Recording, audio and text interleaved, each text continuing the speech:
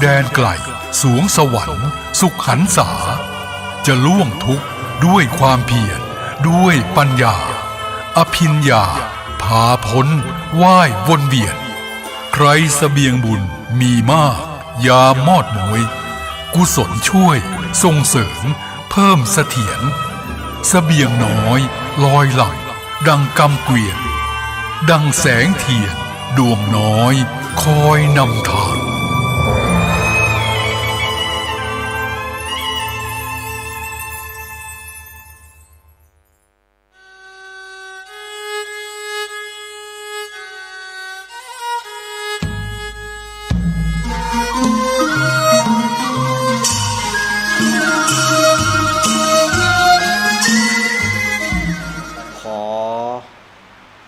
กราบนอบน้อมยังกุลพระติทรอยรัตนาผ่านแผ้วพระเกี่ยวเจ้าต่างสามประการหมายมีพระพุทธพระธรรมพระสงฆ์อันเป็นสารณะที่เปิ่งของหมู่เฮาต่างหลายขอกราบไหว้สาบุญญาปรมีธรรมท่านอาจารย์ท่านพระครูอภิวัฒนวิกรมผู้อำนวยการสถานีวิทยุมวลชนคลื่นสีขาวเพื่อชาวประชาเจ้าอาวาสวัดปากตังเจริญ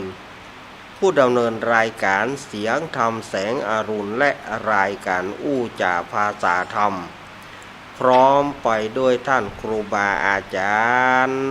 พระสงฆ์องค์เจ้าภิกษุสามเณรทุกรูปทุกองค์ด้วยความเคารพอย่างสูงสุดยิ่งครับผมสวัสดีเจแล้วก็ขอแสดงความนับถือลุงแหนนพ่อน้อยหนุ่มผาจ่อตัวพร้อมกันนี้ขอเจริญปอนยาคณะสัทธาญาติโยมศรัทธาสาธุชนคนดีเฮาทุกท่านมาแล้วเนอมาแล้วเนอ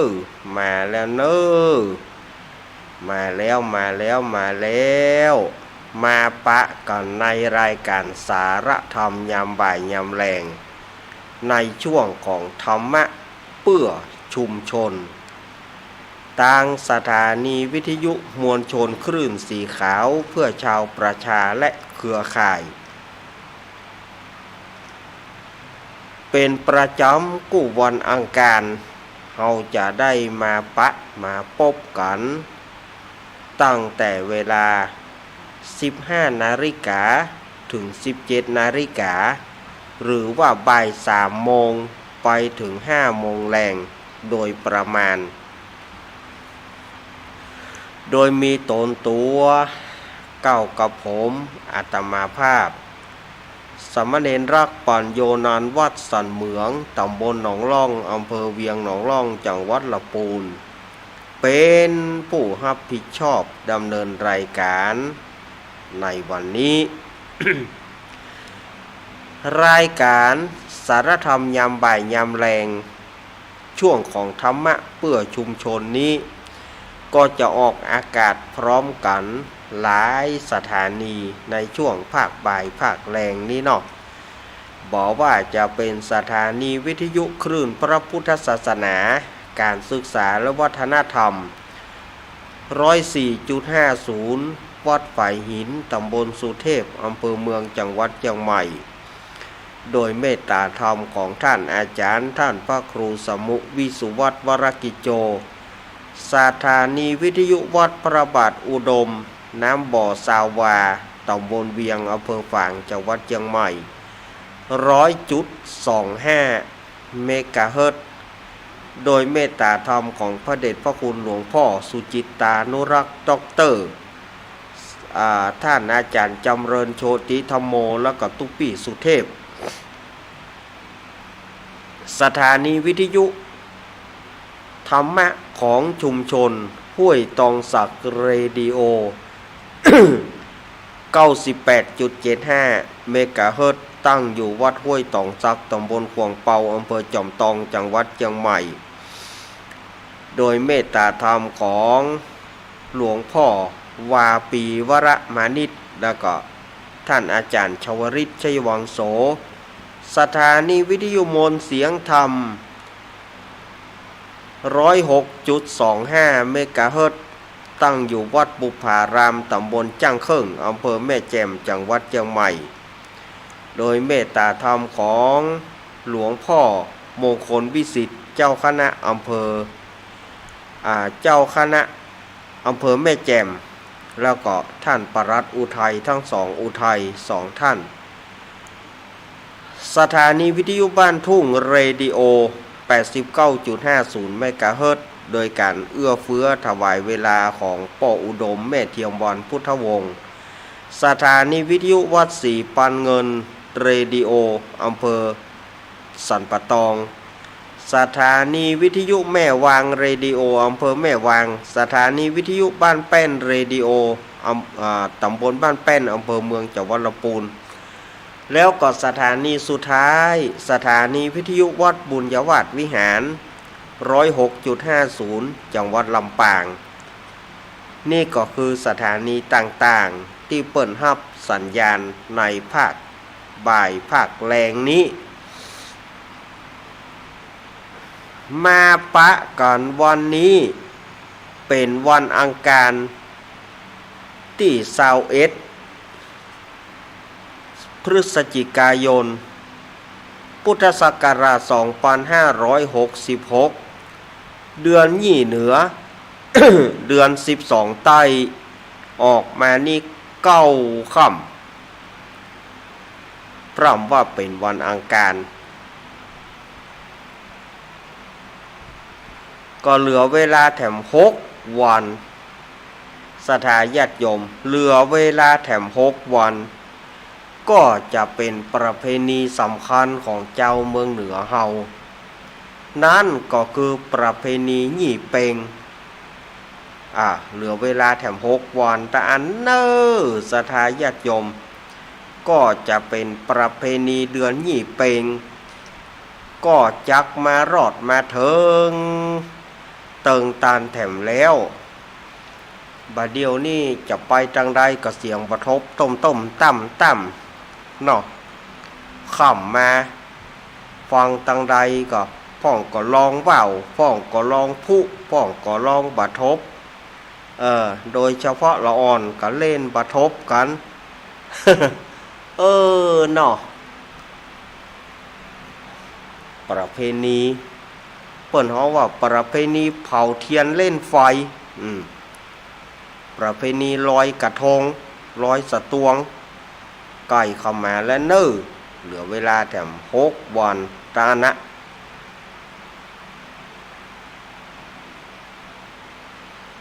ก็วันที่27นี่ก็แม่นละประเพณีเดือนยี่เปงทางภาคกลางพวกเขาว่าประเพณีลอยกระทงหรือว่าวันเพ็ญเดือน12เดือน12ใต้นะแต่เป็นเดือนยี่เหนือ เพราะว่าทางเมืองเหนือเขานี่ฮ้องว่าเดือนยี่นะหรือว่าเดือน2ทางภาคกลางเพิ่นถือว่าเป็นเดือน12เดือน11น้ำนองเดือน12น้ำทรงคำว่าน้ำทรงตัวนี้ก็คือว่าน้ำน่ะมันจะไปไหลลงใต้เมื่อประมาณเดือนเกี่ยงมาแล้วพอมันไปถึงใต้แล้วมันจะบ่ไปทางใดเตื้อ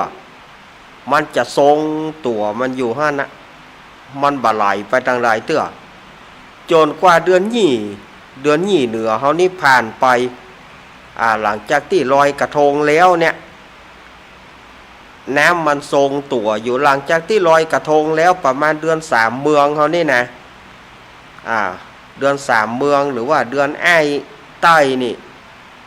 น้ำมันก็จะไหลลงไปใต้ไหลลงเข้าสู่แม่น้ำเจ้าพระยาพ่อง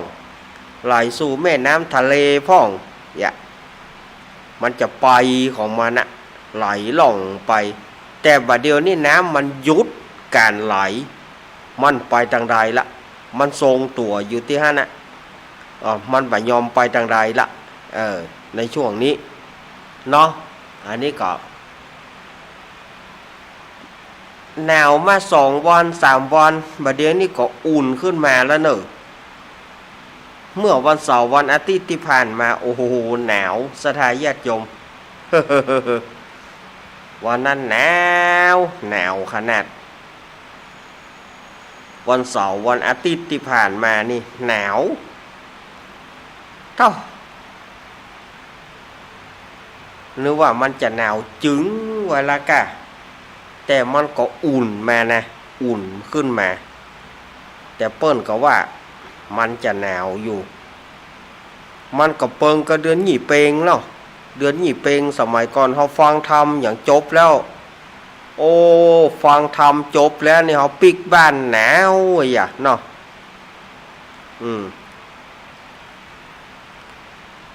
หน้าเดือนหยี่นี่ระหว่างหนาวนี่หน้าเดือนหยี่นี่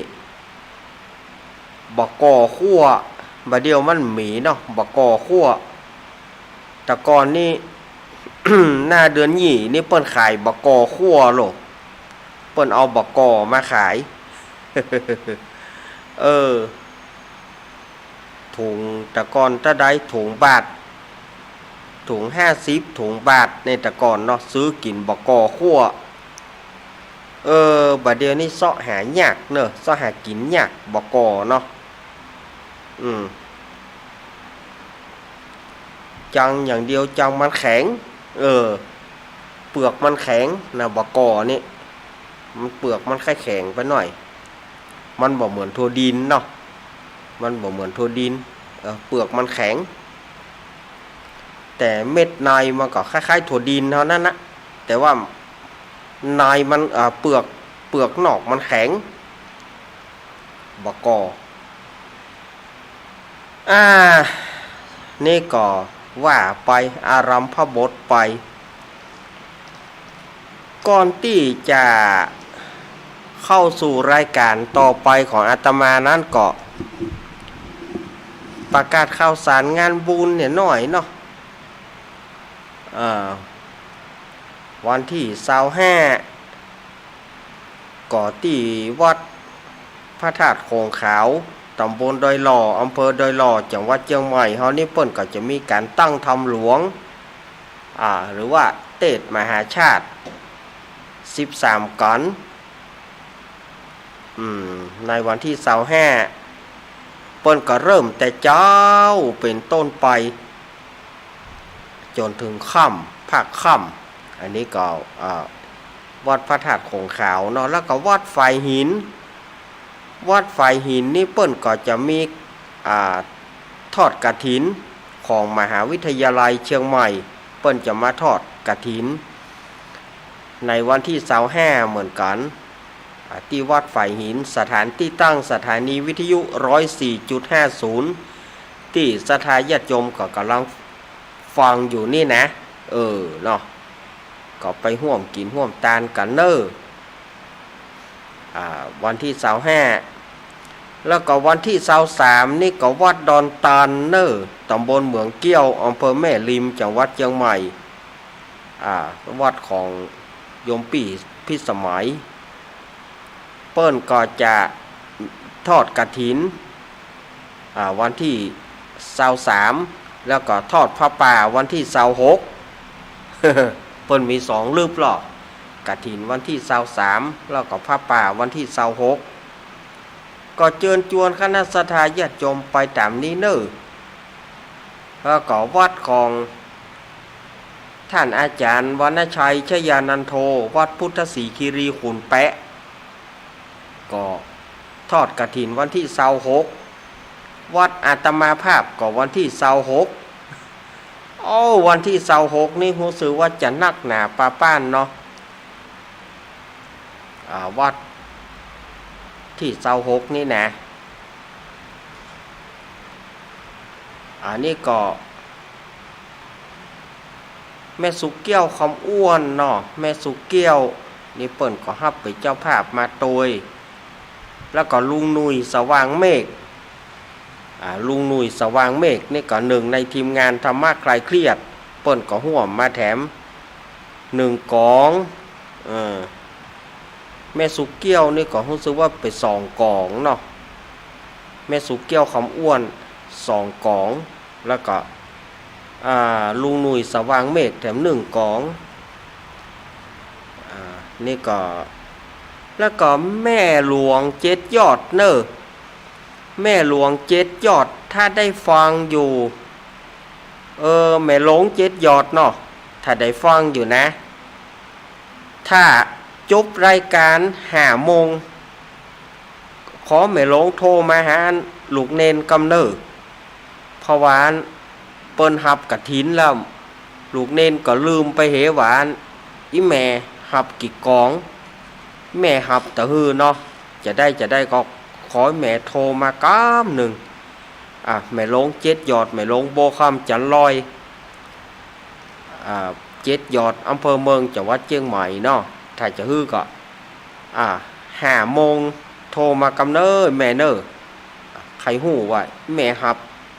กี่กองแหน่เนาะแต่ใดเอาลงสิน แต่ใดเอาลงสินเหรอเนาะนี่ก็ตั้งแม่กรกมลก็ดีแม่สีมากาวินก็ดีหลายท่านที่ฮับเป็นเจ้าภาพมาอนุโมทนาบุญกับทุกท่านเพราะว่าอาตมาภาพเอาลงเส้นหมดละโดยเฉพาะอย่างยิ่งก็โยมแม่กนกพิษชัยนาแม่กนกพิษนี่ก็ขอฮับเลย15 กล่องฮับเลย15 กล่อง 3,000 บาทอนุโมทนาบุญกับทุกท่านนะบอกว่าจะนักจะน้อยอาตมาก็ฮับไปอยู่นะถ้าว่าใครที่จะอยากจะเป็นเจ้าภาพกฐินร่วมกันก็อาตมาก็ยังแจ้งกับอาตมาได้อยู่เนอะ0892140135และ0837611775 2 เบอร์นี่เนอะถ้าจะติดต่อฮับตาอาตมาเนาะวันที่25นี่อาตมาก็คงจะปิดงบละอาตมาจะฮับตึกวันที่25ฮะเนอะ เพราะว่าวันที่26เปิ้นจะตานแล้วหรอถ้าจะได้ก็แจ้งความประสงค์มาจะตึกวันที่25นะเพราะว่า26นี่อาตมาก็จะตานละอันนี้ก็แจ้งกับศรัทธาญาติโยมต่างหลายเนอเอาละศรัทธาญาติโยมวันนี้อาตมาภาพก็จะได้น้อมนำพระสัทธรรมเทศนาปืนบ้านปืนเมืองวันนี้ก็จะเอาน้อมนำพระสัทธรรมเทศนามหาจารย์เวสสันดรชาดกกันที่6กับที่7การที่6กับที่7ก็คือการจุลโปนแล้วก็มหาโปนการมหาโปนมี35คาถาสำหรับชะตาของผู้ที่เกิดปีงูน้อยแล้วก็มหาโปนเป็นชะตาของผู้ที่เกิดปีมะเมียปีม้าอาตมาภาพจะเอา2 ก่อนนี่มาเตะรวมกันเพราะว่ามันเป็นเนื้อถ้อยกระทงความมันก็บ่ต่างกันเท่าใดแล้วก็แต่ละผูกมันก็บ่ค่อยยาวเท่าใดมันก็ลำดับป่าไม้ลำดับนกลำดับผลละหมากรากไม้ต่างๆเนี่ยเนาะมันจะลำดับอย่างเงี้ยอาตมาก็จะเอามาเตะรวมกัน2 ผูกนี่นะ รวมกัน2 ผูกเจ้าภาพก็คงเดิมนั่นเนอะพ่อสมศักดิ์แม่สีเพนนายอเนกนางจินตนาพรน้องปลายฝนพ่อผู้กองพรศักดิ์แม่คุณนายประนอมสุวรรณีแม่พ่อผู้กองพรศักดิ์แม่คุณนายประนอมพรหมสุวรรณดีพ่อน้อยเจินแม่จันนวลนายเทิดพงษ์นายพัดพงษ์กันทมูลอันนี้ก็ตามเดิมนั่นเนอะตามหายากตามที่เปิ้นได้เอ่ยนามมากุโคนนอกอาตมาภาพก็จะได้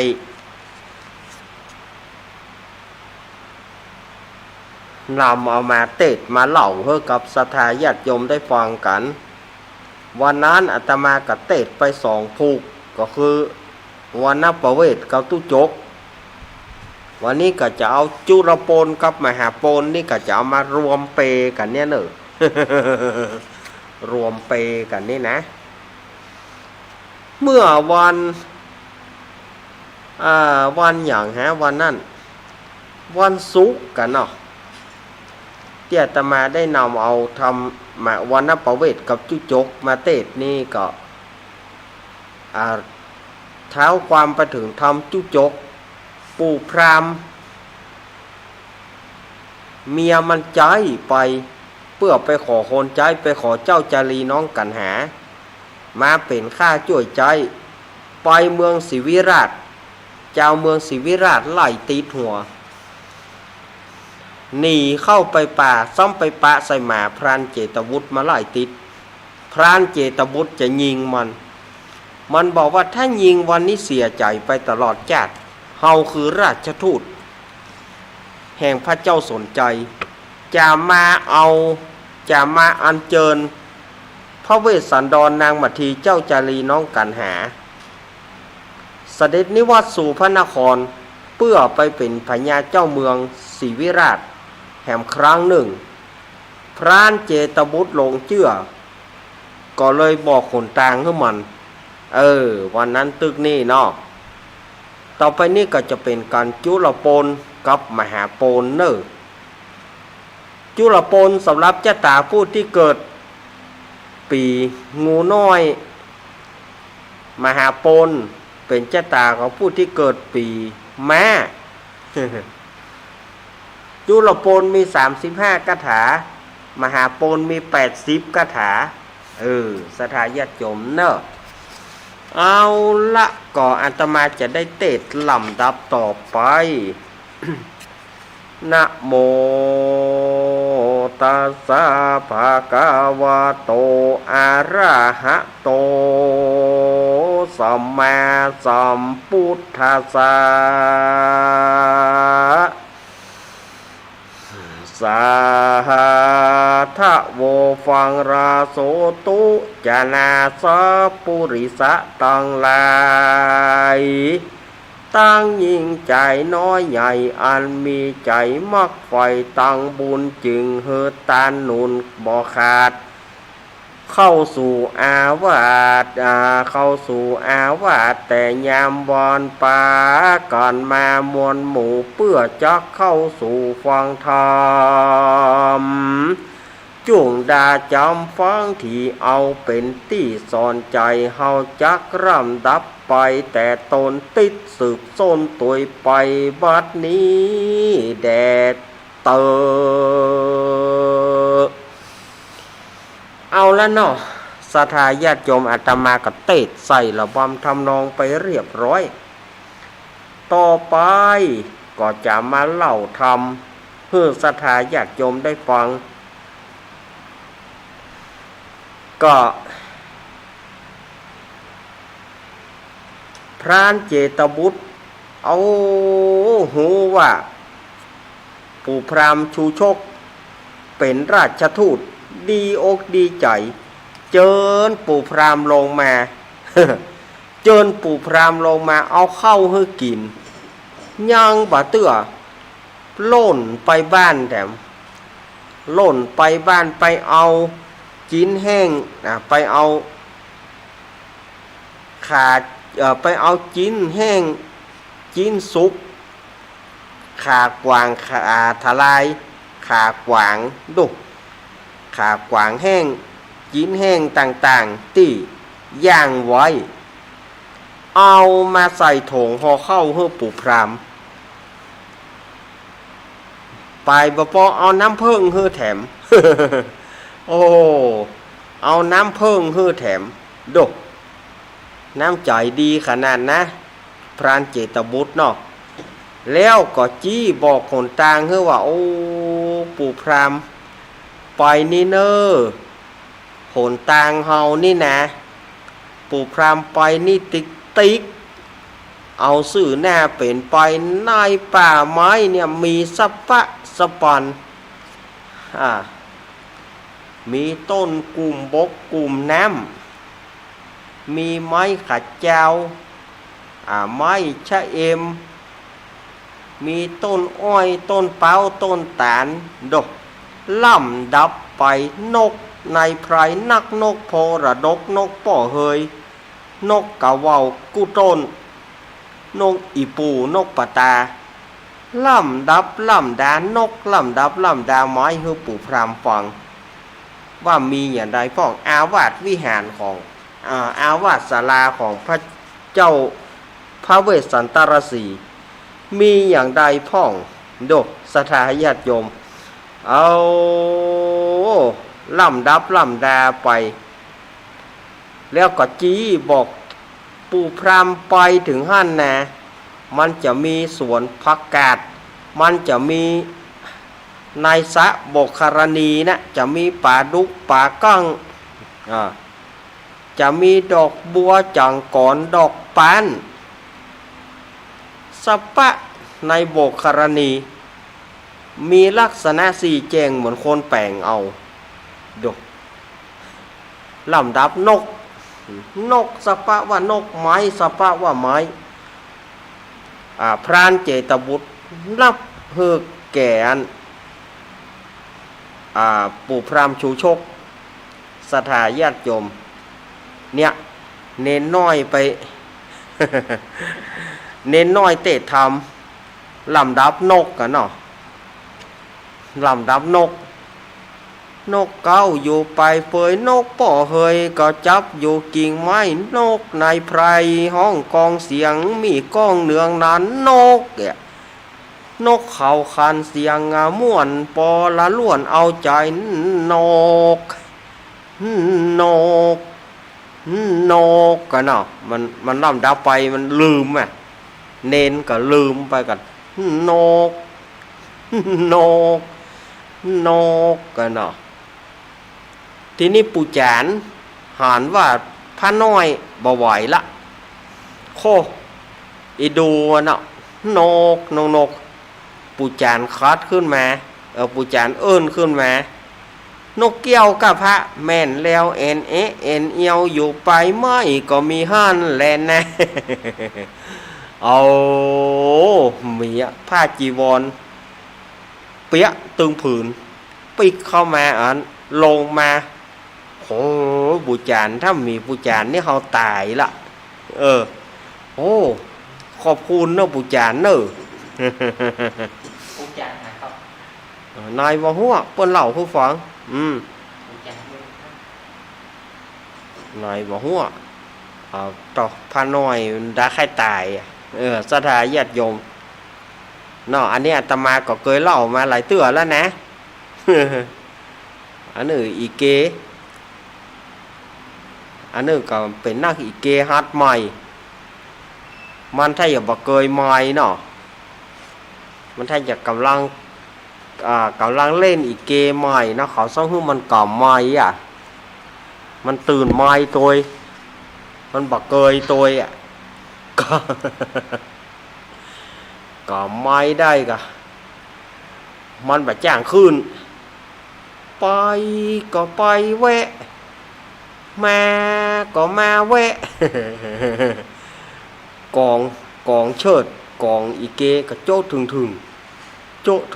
งั้นเนาะมันกำจ้างnhưใดนะไปก็ไปแวะมาก็มาแวะอยู่ฮะน่ะกะเสียคนดูมันเอิ้นขึ้นไปเสียวขึ้นไปกุ้งกลับไปแวะมาแวะคิมไปตายตั้งใดก็บ้านี่แล้วมันเรื่องอันหยังของคิงลูกปาดก็ถือโอกาสได้ลงกำนั่นน่ะเกรงน่ะลูกปาดได้ลงปิกมาอันฝั่งลงเวทีมากอดไอตัวนั่นนะมากอดไอที่เซียวมันนั่นนะโอ้ไอปุ๊ดผมบอกมีไอนี่ผมตายผมเสาะหาที่ลงบ่ได้ก็น่าก็กาลาเปากา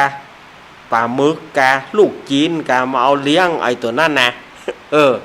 เอาเลี้ยงไอตัวเซียวมันนั่นนะต่อไอนั้นได้กินฟรีบ่ต้องได้ซื้ออย่างละ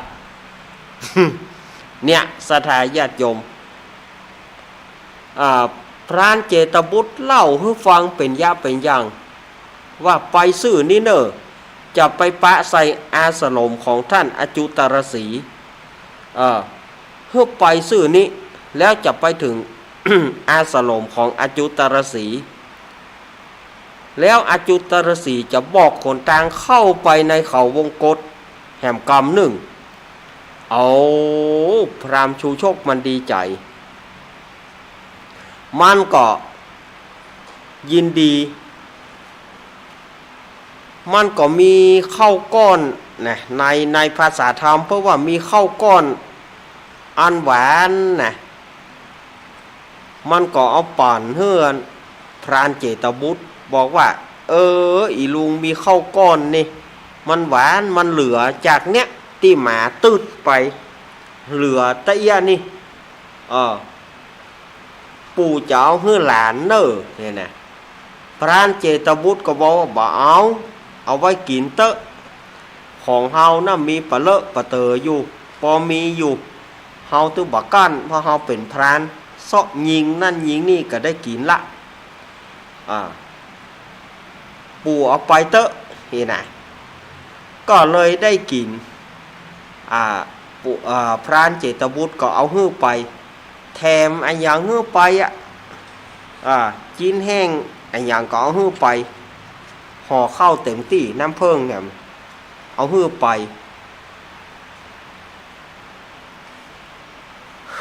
ปู่พราหมณ์ชูโชคมันก็ดีใจอาสลมอจุตรศรีอยู่ที่ไหนมันก็ไปที่หั่นอันนี้จบไปพุงแล้วนะ จบไปพุงแล้วเนอะต่อไปนี่ก็ต่อแถมพูกหนึ่งพูกมหาปนพูกมหาปนนี่ก็ปู่พราหมณ์ชูโชคหลังจากที่เจตบุตรบอกขึ้นแล้วมันก็เอาตางซื่อหน้าเป็นไปลงพ่องขึ้นเขาพ่องขึ้นดอยลงห้วยพ่องโจรไปปะใส่อาสลมของท่านอจุตรศรีเข้าไปถึงมันก็ไปถามหรอโอ้ไหวสาพระฤาษีเป็นเจ้าพระฤาษีอยู่ที่นี่เป็นจะได้พ่องสบายดีก่อลูกไม้หัวมันปอฉันก่อแน่มันไปถามเพิ่นนะลูกไม้หัวมันอย่างปอฉันก่อน้ำฉันน้ำใจสบายดีก่อน้ำฉันน้ำใจเนี่ยสะดวกก่อท่านเลี้ยงอัตตายุงเป็นสัตว์เป็นสิ่งบ่มารบกวนท่านกะบ่เจ็บไข้บ่หนาวในกะนี่มันหลอดมันถามเปิ้นนะยามนั้นท่านอจุตรศรีก็บอกว่าโอ้ปู่พราหมณ์เหยเฮาอยู่นี่นะสุขบานหวานใจเน้อเฮาอยู่นี่มาเมินแล้วนี่ย่อมพอหนวดเฮานี่หยังมีกันนกจอกอยู่บนหนวดเฮานกจอกอยู่บนหนวดเฮานี่เต็มนี่เมินบ่เมินพอนี่เตอะว่ะโอ้โหนกจอกนี่ก็ไปยุ่งไปแปลงหนวดไปแปลงหนวดว่ะไปแปลงหางอยู่อันบนหนวดพระฤาษีว่ะเอาได้สนทนากันเนาะยามนั้นพระฤาษีอจุตรศรีก็ไปโยกถาดผลไม้มาฮื้อนะอันนี้บะสร้างบะหาดอันนี้บะกับตองบะเกวนดอยบะตื่นป่าผลไม้กลางไม้ปลาเลอะปลาเตอมีเพียงแอปเปิลปุ่นไอ้ดอกโอ้สมัยนั้นมีเท่าเนาะมีบะเกวนดอยบะนมเมียวไอ้อย่างต่างๆเนี่ยเนาะผลไม้กลางไม้ป่านี่นะขุมเป้งตับเต่าห้องนี่นะน้ำนี่ใสก็ใสเย็นก็เย็นเนอะเขาไปตักติ้วมาจากต้องน้อยดอยผาท่านดูดกินเตอะวะแต่ว่าดีว่าแต่นะปู่พราหมณ์ว่าดีว่าแต่ไปล้างตีนก่อนไปไหมขี้เกณฑ์นี่หรอ โหป้อฤาษีอย่างหูภาษาอังกฤษอย่างหมอยขี้เก่น สถาญาติโยมว่าหมอยขี้เก่นปีนมาเหม็นขี้ก่อย nhưng mà côm phò tìn tổ cầu hơn vậy côm mà ha phải nhầm khi coi tí này má bay láng tìn số má nữa bay láng tháo láng tìn pin mà ô ăn phồn la mạc lạc máy bỏ lư xì ao su của già vậy bột thôi phủ pham huột xiêng mốt trừng thạt tỷ pha lư xì ao hưนั่นนะหวดมดลึงไปบ่พอกินกล้วยเคี่ยงเสี่ยงแถม3เครือสถานยกกล้วยขาวนะกล้วยขาวกล้วยหน่วยใหญ่ๆนั่นนะบางที่พวกของห้องกล้วยป่อมเนาะบางที่ของห้องกล้วยขาวเนาะปูพามหวดเสี่ยง3เครือว่าสถานญาติโยมทำโมสังโคจิ้มมาได้นะย่ำบ่กินแต้เต้นนะแถมบรรนูนซุกแถม2หน่วยจิ้มบรรนูนซุกแถม2หน่วยทำโมสังคังมันบักก็ตายวันนั้นน่ะ น่ะโอ้สถาญาติโยมว่ากล้วยขาวเสี่ยง3เครือก่อนบรรนูนแถม2หน่วย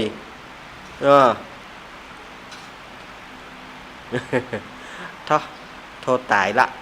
ละ จะไปมาบ้านเฮาเนอะปู่พามชูโชคเนี่ยนะเฮาเลี้ยงบ่กุ้ม ขนาดจิ้มบ่ได้นะบ่กินเต้แต่นะเฮาบ่ถ้ามาบ้านเฮาเนอะชูโชคปู่พามชูโชคนะเฮาเลี้ยงบ่กุ้ม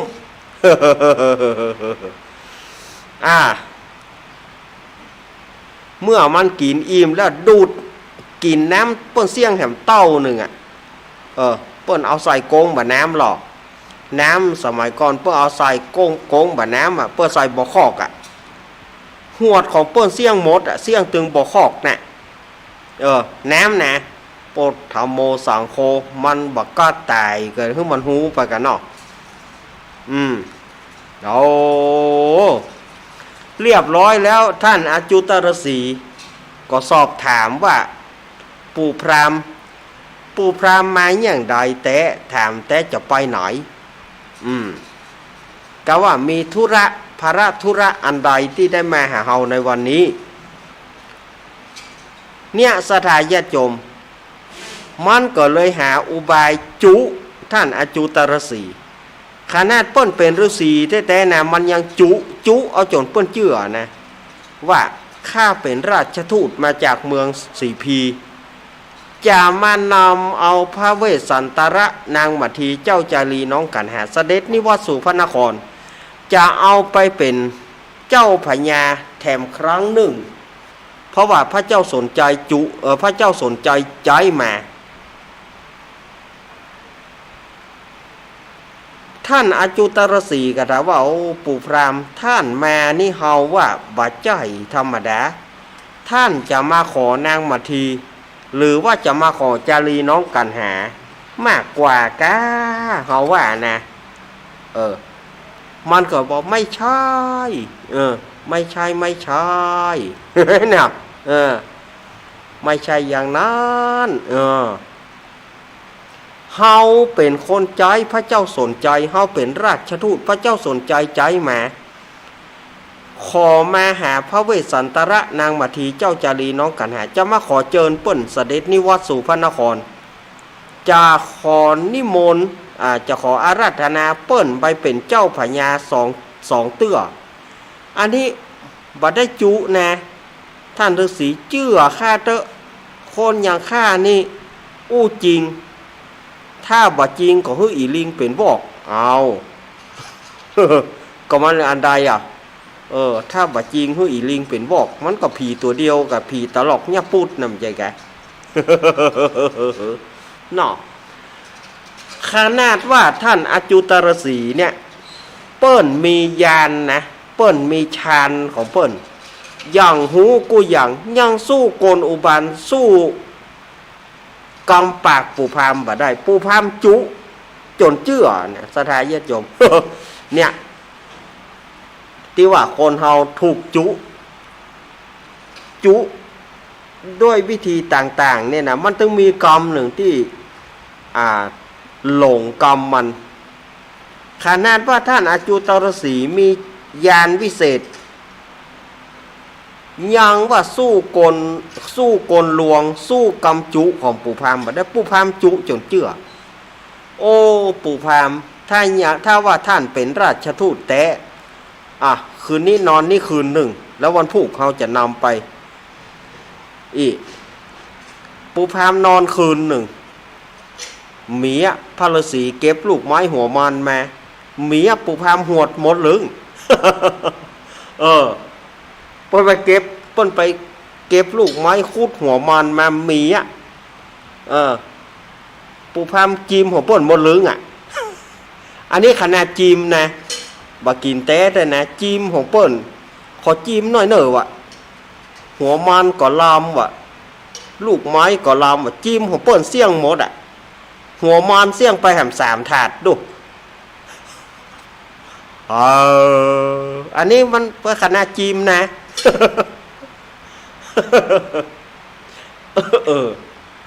ค่ะแต่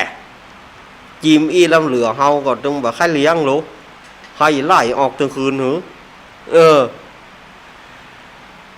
ถึงวันพุธพระฤาษีก็นำปู่พามไปแล้วจี้หนทางไปว่าที่หั่นมีไม้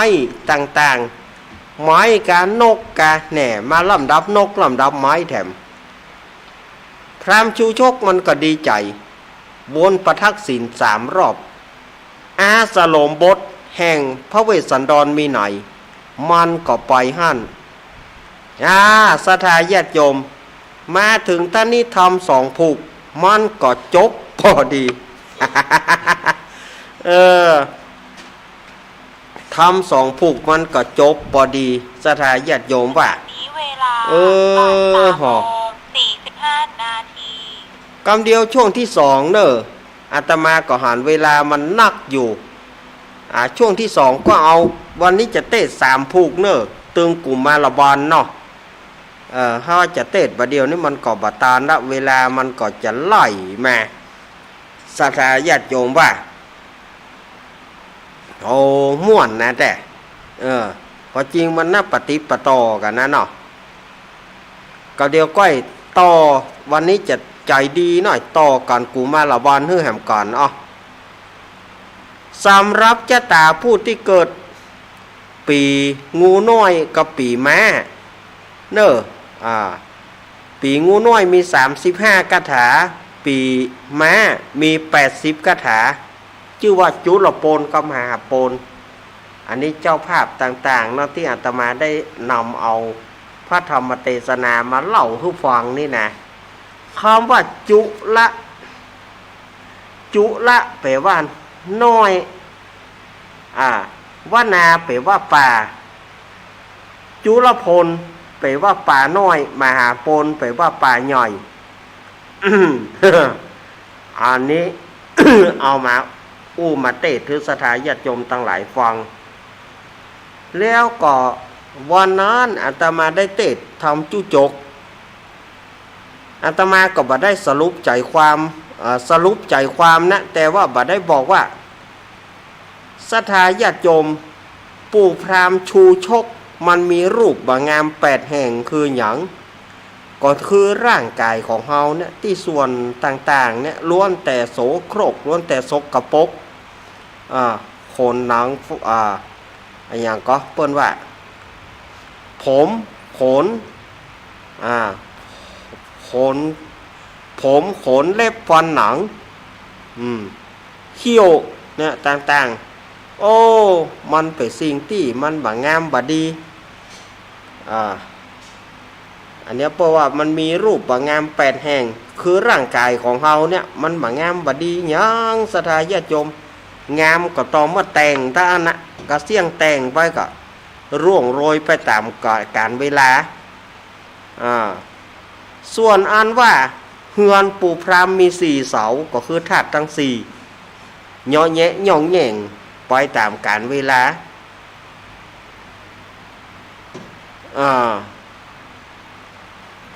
มา32ตัวก็คือร่างกายเฮา32ประการร่างกาย32ประการหมามันไล่ครบปุพามก็ไล่ให้เฮาเป็นละอ่อนก็ไล่ให้เฮาใหญ่ก็ไล่ให้เฮาแก่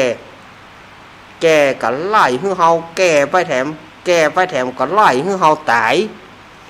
ไล่ครบหั่นครบนี่ครบแข้งครบขายิ่งบะเดียวนี่นะมันไล่ครบหัวเข่าเฮา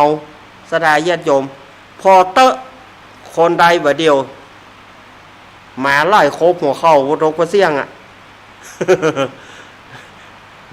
ป้อมมีไผนั่งแตบได้สักคนนะบะเดียวบอกว่าไปวัดไปวาสมัยก่อนปู่ศาสตร์เนาะสมัยก่อนปู่ศาสตร์ไว้นั่งพระเพียบนั่งหม้อแม่นี่นะนั่งป้อละแม่เนี่ยได้หมดบัดเดียวนี่นั่งบ่ได้กับสักคนเดี๋ยวนี้พอเถอะไปวัดไปวาได้เก้าอี้ยายทึบ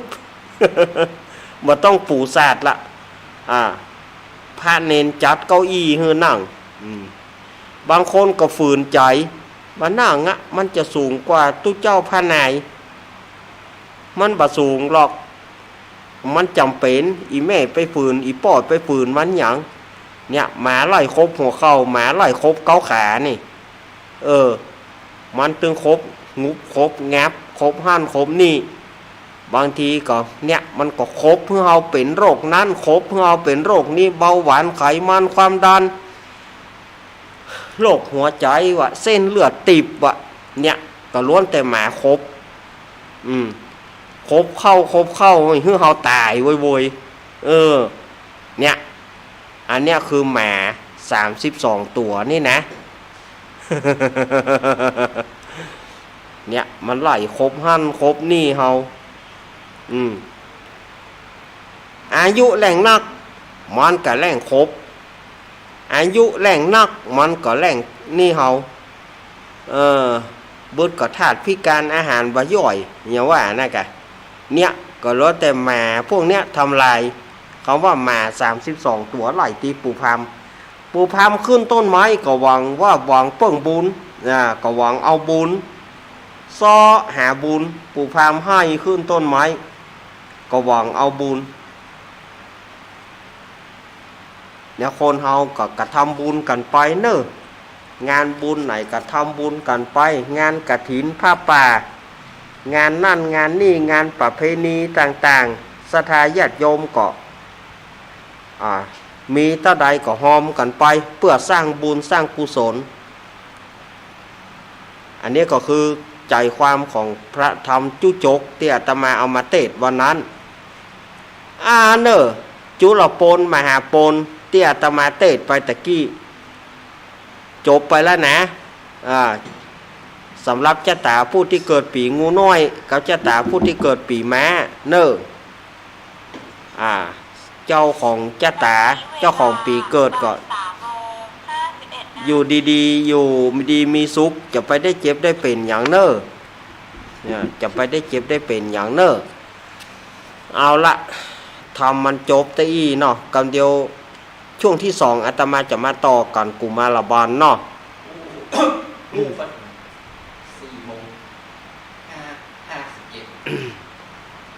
เดี๋ยวก่อนเอาท่าจบทำก่อนนิติตังขีญาสังว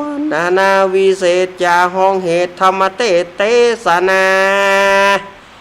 มหาจาตเวสันตราจาโดกันที่6คือว่ากันจุรปนมี35ประกาศทำกันนี่นาสำหรับผู้ที่เกิดปีงูน้อยแถมผูกนึ่งชื่อว่าการมหาปนการที่7อันประดับประดากถา80ประกาศทำกันนี่นะเป็นเจ้าตาผู้ที่เกิดปีมะเมียเปิ่งแม่ก็บังคมสมเรศเดชสาธุหมอปอนเถอะเนอะก็เดียวก็มาต่อเพื่อแหมพุงดูศรัทธาญาติโยม แล้วก็งานแถมงานหนึ่งก็งานประเพณีประจำปี งานสวดอิติปิโส108 จบที่วัดปากตังเจริญของเรานี่เนอะวันที่11 ธันวาคม ได้สปอร์ตมี ที่ญาติโยมได้ฟังสปอร์ตตะกี้นะเปิ้นจะมีการสืบชะตาตัวมีการสลงน้ำพระเจ้าตันใจตัวแล้วก็เปิ้นจะมีการสวดอิติปิโส108 จบศรัทธาญาติโยมก็ถ้าว่าศรัทธาญาติโยมมาได้ก็น้อมเจิญเจริญปอนถ้ามาบ่ได้เพื่อก็จะมีการถ่ายทอดบัดสะดวกที่จะมาอีกแล้วเนาะบัดสะดวกที่จะมาเพื่อก็มีการถ่ายทอดเสียงทางวิทยุให้ตัว ทายโทษเรื่องถามว่าทายโทษอะไรทายโทษคอยการที่ ถ่ายทอดรายการ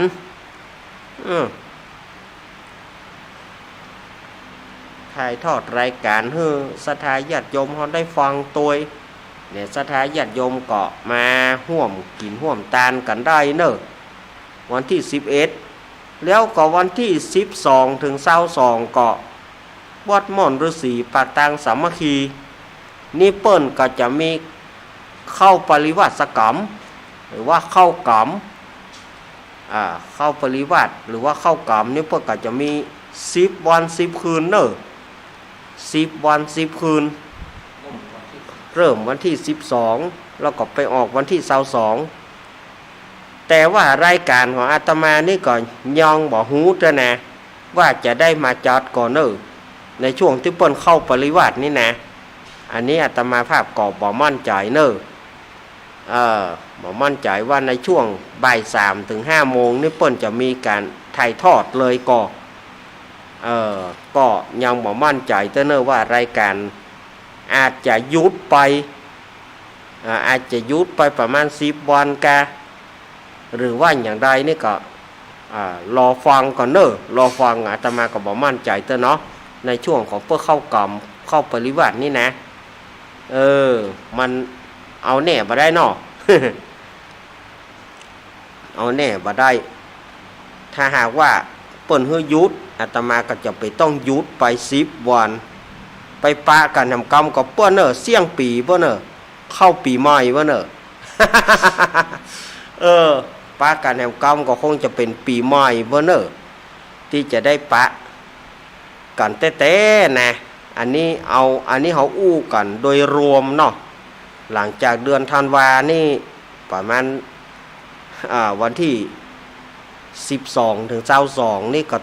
ต้องฟังก่อนว่าอันเปิ้นจะให้หยุดก่อนถ้าเปิ้นให้หยุดอาตมาก็ต้องหยุดว่าบ่ต้องมาแล้วเปิ้นจะถ่ายทอดตั้งแต่เวลานี้ไปอาตมาก็จะบ่ได้มาเนาะพอก่อนเนาะฟังก่อนเนาะฟังโว้งมันก่อน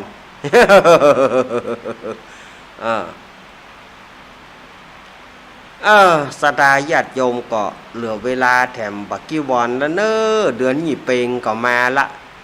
บัทบบัภาพก็มาละจิกันไปก็พอลูกพอเต้าพ่องเนอะพอลูกพอเต้าพอลูกพอหลานกันพ่องจะไปให้เขาเล่นในสิ่งที่มันรุนแรงของที่มันรุนแรงของที่มันอันตรายจะไปเอามามาขว้างกัน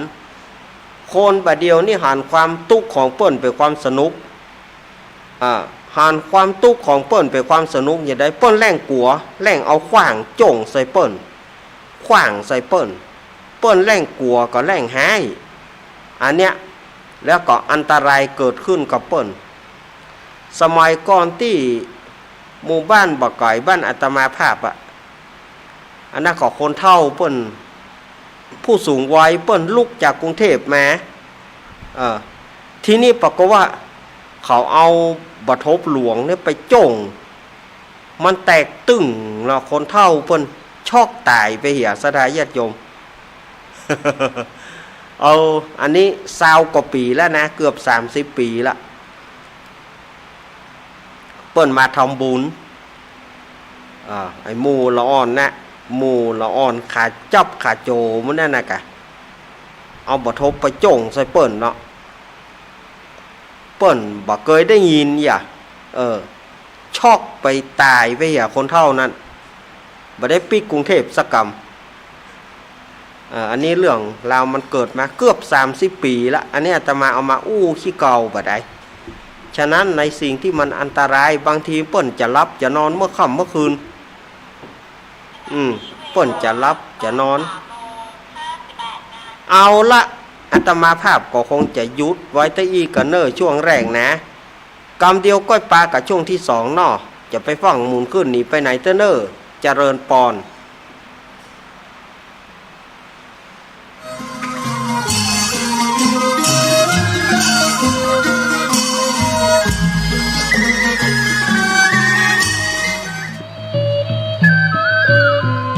ขอเชิญร่วมทำบุญประเพณีสงน้ำพระเจ้าทันใจ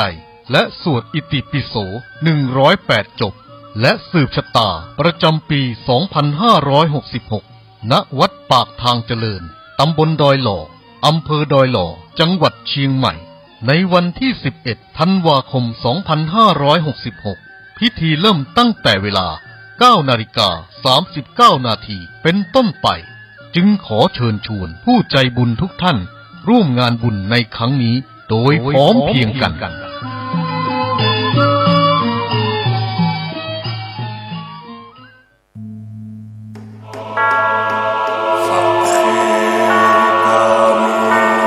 สุโขปุญญัสสะอุจโยพระพุทโธดำรัสปัดทุกเข็นการสั่งสมซึ่งบุญทุนบำเพ็ญจะอยู่เย็นเป็นสุขพ้นทุกภัยขอเชิญร่วมงานทำบุญประเพณีส่งน้ำพระเจ้าทันใจและสวดอิติปิโส108 จบประจำปี 2566 ปีที่ 14 ณ วัดปากทางเจริญตำบลดอยหล่ออำเภอดอยหล่อจังหวัดเชียงใหม่วันจันทร์ที่ 11 เดือนธันวาคม 2566 เวลา 9:39 นาทีขอเชิญร่วมพิธีสืบชะตาแบบล้านนาและส่งน้ำพระเจ้าทันใจร่วมถวายทานห้องน้ำทันใจจำนวน10 ห้องณ วัดปากทางเจริญพระสงฆ์29 รูปเวลา 11 นาฬิกาถวายภัตตาหารเพลพระสงฆ์เวลา 12 นาฬิกาเชิญผู้มาร่วมงานรับประทานอาหารแบบโรงทานเป็นเสร็จพิธีต่อจากนั้นไปเวลา 18:39 นาทีวันจันทร์ที่ 11 เดือนธันวาคม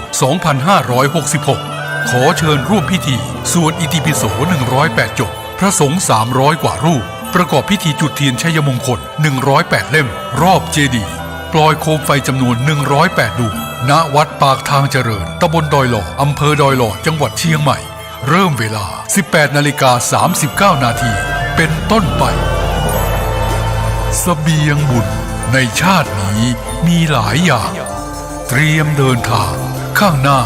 ต้องหาก่อนยิ่งเดินทางหลายข้ามต้องหาบขอนเครื่องกินนอนมากมายสะพายเต็มเสบียงบุญชาติหน้าไม่กลัวหนักเพียงรู้จักเก็บออกถนอมเข้มบุญกิริยาวัตถุลุอิ่มเอมจะปรีเปรตเต็มหลับด้วยธรรมาทั้งทานศีลภาวนานำพาให้สู่แดนไกลสวงสวรรค์สุขหันษาจะล่วงทุกข์ด้วยความเพียรด้วยปัญญาอภิญญาพาพ้นว่ายวนเวียนใครเสบียงบุญมีมากยามอดมวยกุศลช่วยส่งเสริมเพิ่มเสถียรเสบียงน้อยลอยหลั่งดังกำเกวียนดังแสงเทียนดวงน้อยคอยนำทาง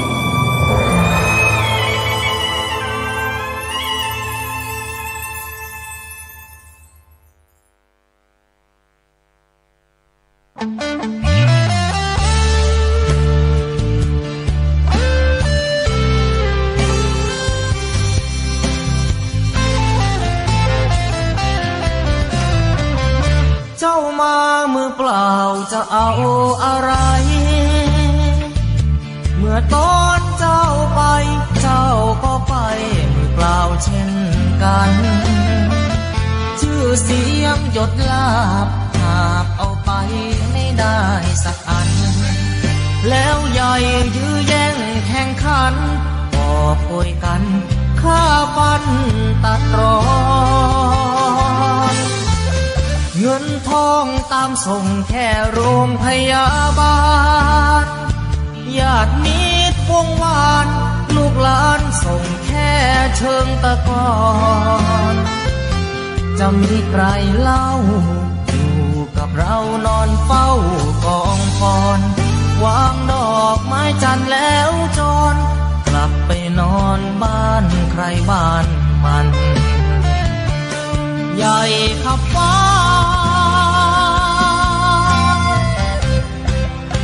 แต่ยังเล็กกว่าฟ้าลงตึกโก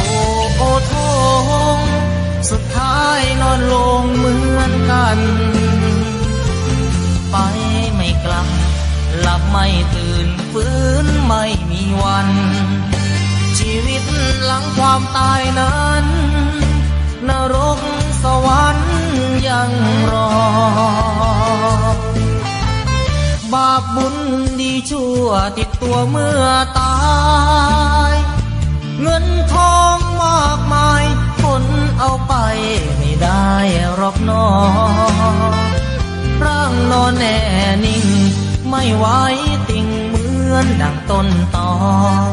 ตราสังมัดแขนผู้คอไฟไม่หงิกงอเป็นเท่าวีพง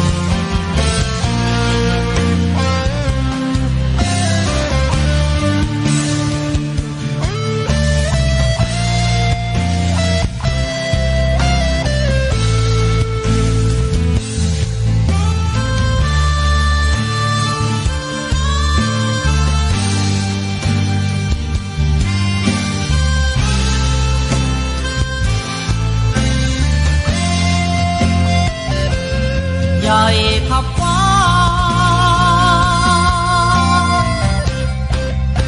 แต่ยังเล็กกว่าฟ้าลงตึกโตโอทงสุดท้ายนอนลงเหมือนกันไป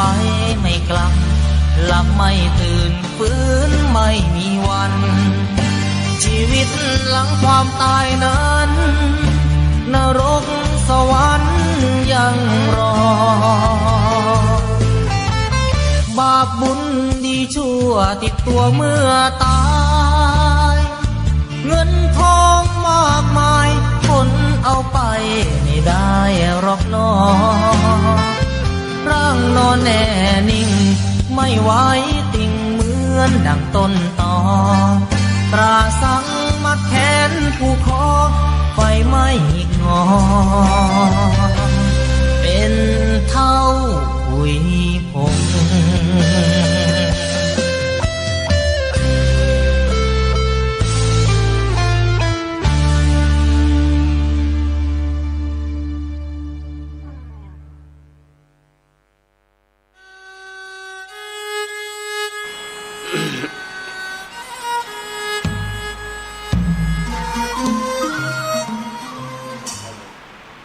เอาละศรัทธาญาติโยมสาธุชนต่างหลายอาตมาภาพก็ได้พักกำเดียวเนาะพักทำธุระฉันน้ำตัวอย่างตัวแล้วก็เกียมทำที่จะมาเทศรำดับต่อไปนั้นมาถึงช่วงที่2ของรายการสารธรรมยามบ่ายยามแรงช่วงของธรรมะเพื่อชุมชน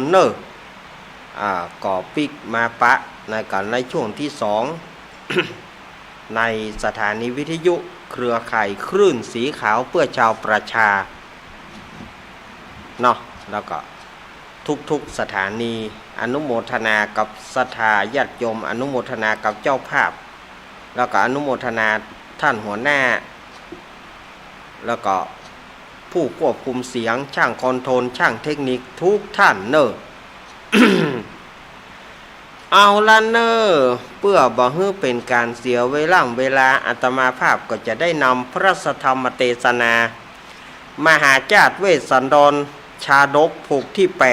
8การที่8คือการกุมารบาลเนอะ การกุมารบาลนี่ก็เป็นชะตาของผู้ที่เกิดปีมะแม่เปิ่งแปะคาถา101คาถาเนอสถาญาติโยมคาถา101คาถาอันนี้สถาญาติโยมก็จะได้ฟังกันลำดับต่อไปเนาะนะโมตัสสะภะคะวะโตอะระหะโต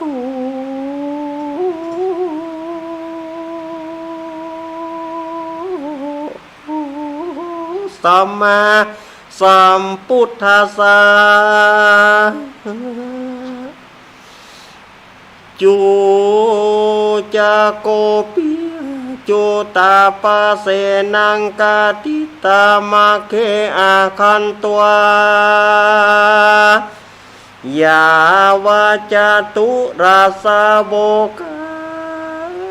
รนิติรังปะตัวจินเตสีสาทโวฟังราโสตุจานาสาปุริสาตั้งหลายตั้งยิ่งใจมวลหมู่อันเข้ามานั่งอยู่หลายล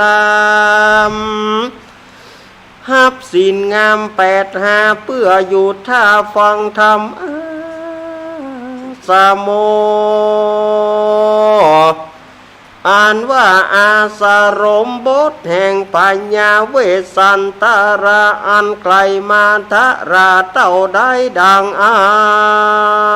นตาตา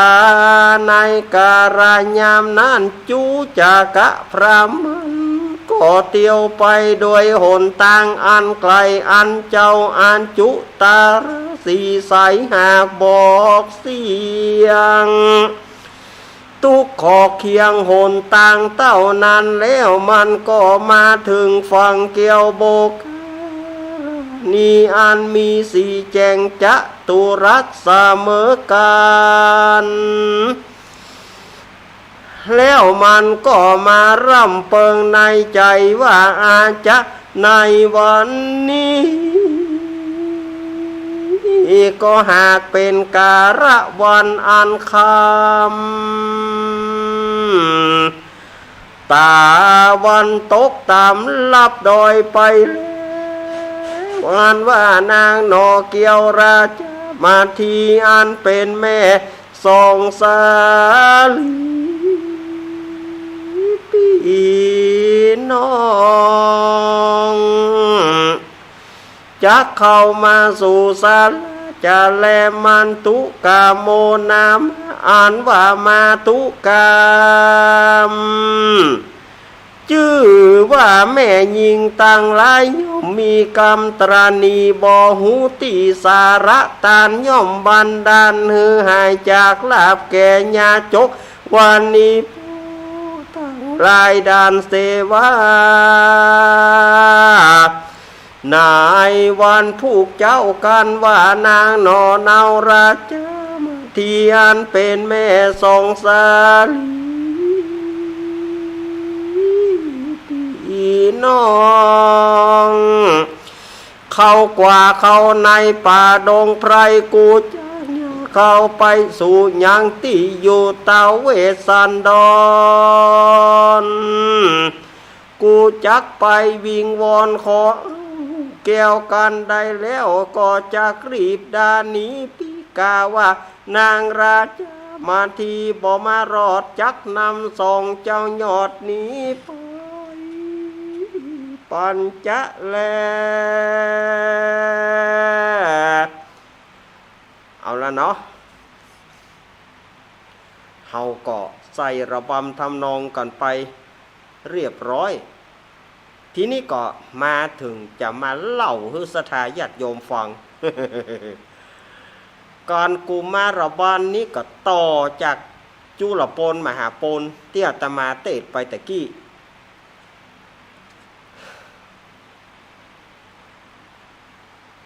ก็พราหมณ์ชูชกพราหมณ์ชูชกหรือว่าพราหมณ์จุจกนี่นะ หลังจากที่ลาอาจุตรสีแล้วอาสรมบทพญาเวสสันตรสีอยู่ที่ไหนมันก็เตียวไปเพื่อไปเสาะหาเพื่อจะไปขอเจ้าจารีน้องกันหาเอามาเป็นค่าใจมันไปถึงยามนั้นเป็นเวลาค่ำละมันก็ไปถึงโบกสะโบกคารณีสะโบกคารณีหรือว่าคนเมืองเขาว่าหนองสาระคนเมืองเขาว่าหนองสาระถ้าว่าเป็นภาษาภาคกลางเปิ้ลก็จะว่าสะน้ำหรือว่าสะโบกคารณีคนเมืองเขาว่าหนองสาระโบกคารณีอันมีสี่แจงจัตุรัสเหมือนคนแปลงแต่งไว้มันก็มากึดใจว่าบาดเดียวนี่มันค่ำแล้วนางมาทีคงจะอยู่ที่ศาลาหั่นถ้าเฮาไปขอตอนนี้พระเวสสันดรหาจะฮื้อแต่นางมาทีบ่ฮื้อเมื่อนางมาทีบ่ฮื้อคนหนึ่งเอาคนหนึ่งฮื้อตาลคนหนึ่งไปลู่เอามาพระเวสสันดรก็บ่ได้บุญพระเวสสันดรก็จะบ่ได้เป็นพุทธเจ้าในอนาคตการภายภาคหน้ามันก็เน็ตเหมือนกันปู่พามนี่นะมันก็เน็ตเหมือนกันเนาะมันก็รอว่าวันพุกเมื่อเจ้าก่อนวันพุกเมื่อเจ้าก้อยไปขอเพราะว่าวันพุกเมื่อเจ้านางมาทีจะไปเก็บลูกไม้หัวมันเขาก็ไปขอกับเวสสันดรพระเวสสันดรตึงหื้อตาลมันก็ขึ้นอยู่เงื้อมดอยขึ้นนอนบนบ่าผาปุ่นบนบ่าผาบนดอยปุ่นขึ้นนอนรับ ส่วนว่านางมาทีอยู่กับสองกุมารเจ้าจารีน้องกันหานางก็งีบรับไปนะนางมาทีรับไปโอสถาญาติโยมพอถึงเมื่อคืนมาเดิกมานางมาทีก็เกิดสุบินนิมิตก็คือฝันนางมาทีนี่นะนอนรับฝันว่ามีป้าใจคนหนึ่งดำเนื้อมันกำเหมือนหมีดู มันจะมอกใดบอกว่ามันถ้าบางงามบดีเนาะปู่พามนี่นะนายภาษาธรรมว่ามีใจปู่หนึ่งดำเนื้อมันกำเหมือนหมีเข้ามาสู่กุดีกากาศเข้ามาสู่ในศาลาแห่งพระนางมาทีนุ่งผ้าย้อมฝาดสองผืนหนึ่งเอานุ่งตังในผืนหนึ่งเอาปาดตังนอกเน็บดอกไม้สองหูพอเล็งดูหน้ากลัวมือถือดาบเลื่อมมาแมบแกนตามาถึงที่อาสลมนางบัทีเข้ามาใกล้นางบัทีบ่พูดพร่ำบ่ทำเพลงจักผมนางบัทีสะตกลงจักผมนางบัทีได้กับสะตกผมนางตากหงายลงเมื่อนางบัทีตากหงายลงมันก็ควักเอาแก่ตานางบัทีไปถึงกู้แล้วก็ตัดเอาสองแขนนางบัทีไปแล้วยังบ่เตื้อเอามุยผ่าหัวอกจกเอาหัวใจนางมาทีให้หุยขอเตอมันตึงฟังเมื่อมันได้วัตถุทั้งหลายนะได้ตาได้แขนได้หัวใจเรียบร้อยแล้วก็มันก็เปิดหายแซบนางมาทีสะดุ้งตื่นโอ้สั่นยงเนาะสั่นยงกำฝันนี่บอกเคยฝันกำเตื้อจะเป็นเหตุให้แก่ลูกเขากาว่าจะเป็นเหตุให้กับพระฤาษีอย่างใดนี่จะนอนก็ตึงบ่หลับละก็เลยโห่มผ้าให้สองกุมารแล้วก็ไปเคาะประตู ไปเคาะประตูพญาเวสสันตรสียามนั้นพระเวสสันตรสีกำลังนั่งสมาธิภาวนาพองหนอยุบหนอพองหนอไอ้เนาะ เพราะสมัยนั้น มันบ่มีพระพุทธเจ้าเตอโลจะต้องล่ำเปิงปองหนอยุบหนอนั่นเนาะนางมาทีเข้าไปก็จะเงี่ยงใดฮืบพระเวสสันตรสีตื่นก็เลยไปเคาะประตูนะไปเคาะประตูไปต่อยประตูพระเวสสันตรสีกำลังภาวนาเนาะเป็นภัยมาเคาะประตูนี่การว่าผีมันจะต่อยตั้งบน การว่าโคนมันจะต่อยตั้งกลางการว่าสัตตาริฉานมันจะต่อยไปต่ำดูพระเวสสันดรวิเคราะห์ขนาดนี้กันนะเป็นยังเฮากับวันฮือกันเนอะผ้ากลุ่มกับลุมคุมหัวคุมตายมาเนอะมาเคาะประตูเมื่อคืนนี่นะสถานญาติโยมเป็นเฮากับไปมี คุมโปงกุ้มกับลุมอย่างเดียวได้กันเนาะมาเคาะประตูเจ้าเมื่อเจ้ายามปลอดแต่พระเวสสันตรสีเปิ้นว่าอันนี้มันต่อยตั้งกลางเคาะประตูตั้งกลางแสดงว่ามันเป็นโคน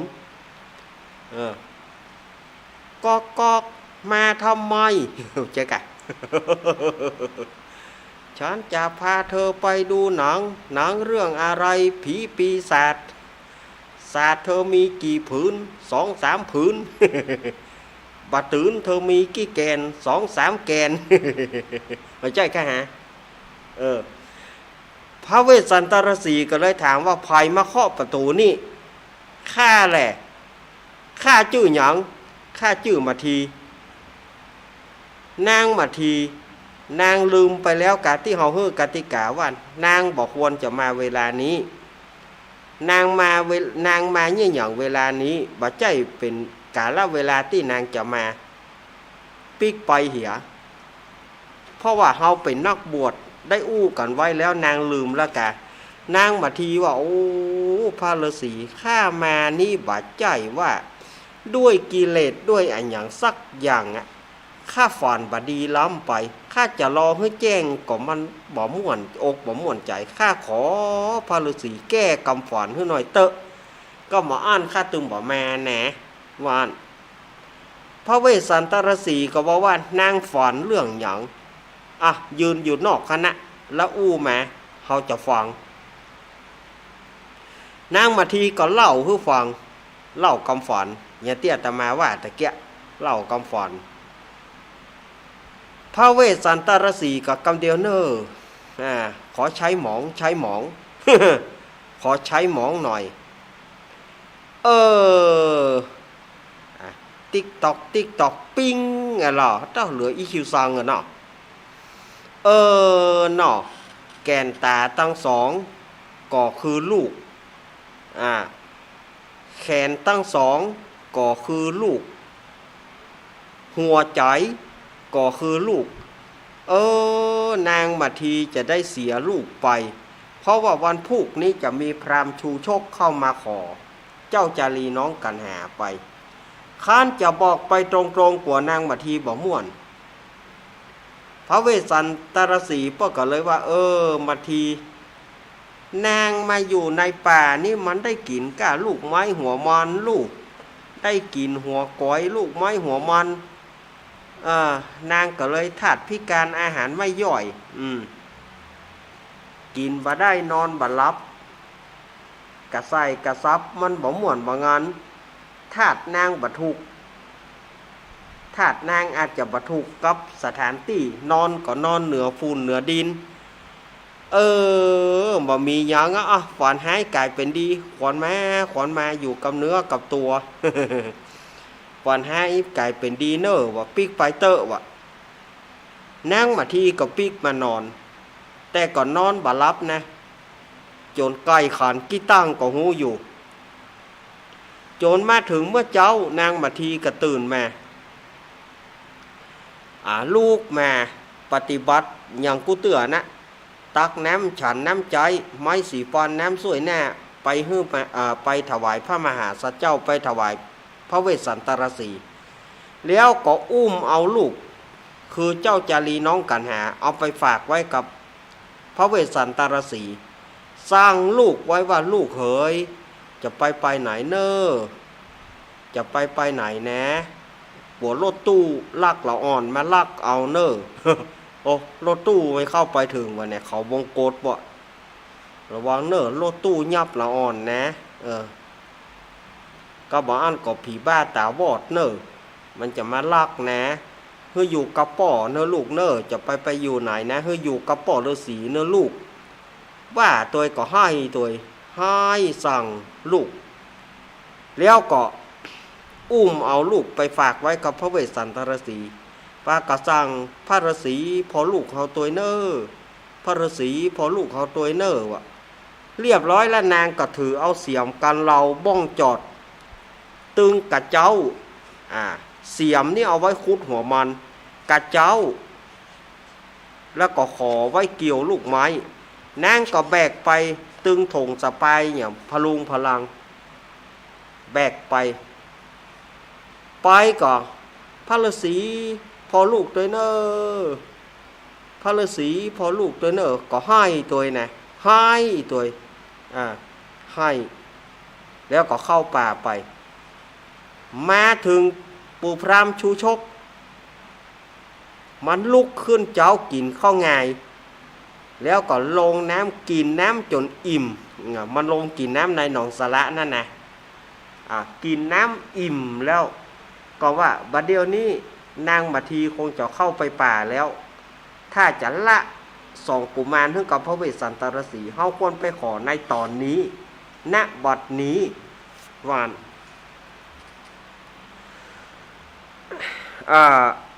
เรียบร้อยแล้วมันก็เตียวไปสู่ประตูอารามไปสู่ประตูอารามประตูวัดที่พระเวสสันตรสีกำลังนั่งภาวนาอยู่พระเวสสันตรสีเปิ้นหานละก็เลยบอกคือเจ้าจารีว่าเจ้าจารีบัดนี้มีพราหมณ์เฒ่าคนหนึ่งกำลังมานี่เจ้าไปต้อนรับไปลูกไปต้อนรับไปเจ้าจารีก็เข้าไปสวัสดีครับเนี่ยเปิ้นเป็นลูกกษัตริย์เปิ้นมารยาทเปิ้นเรียบร้อยสวัสดีครับลุงจะไปไหนครับเอาโถงมาผมจะกำไปฮื้อปู่พราหมณ์ชูโชคมันหานแล้วมันหูแล้วว่าคือนั่นคือเจ้าจารีขั้นอาจจะอู้ดีก็กลัวว่าละอ่อนจะบอกกลัวมันก็เลยวื้อไม่เตายุ่งนี่นะมายุ่งนี่จะกินตับมันละอ่อนมือนี่นะไปแกว่งไม้วื้อไปวื้อมาเจ้าจารีก็เกิดกลัวก็มาบอกคือป่อว่าป่อฤาษีพราหมณ์คนนี้อู้บ่ม่วนเฮ้ยพราหมณ์คนนี้บ่ม่วนด่าผมเป็นยะอันก็ลูกอยู่นี่เนอะถึงเจ้าจารีน้องกันหาก็อยู่นี่ปู่พราหมณ์ก็เข้าไปเมื่อเข้าไปมันก็จักแม่น้ำตาแงน้ำใจพระเวสสันตรสีนี่มันล้ำเลิศแน่เนี่ยเหมือนแม่น้ำตังแห่น่ะกงกายมุนาอจิรวดีสารภูมหิบาเดียวนี่นะท่านยังอยู่สบายดีก่อลูกไม้หัวมันปอกินก่อลูกไม้หัวมันปอฉันก่อน้ำกินน้ำใจสะดวกก่อถามไปสะปะสะปั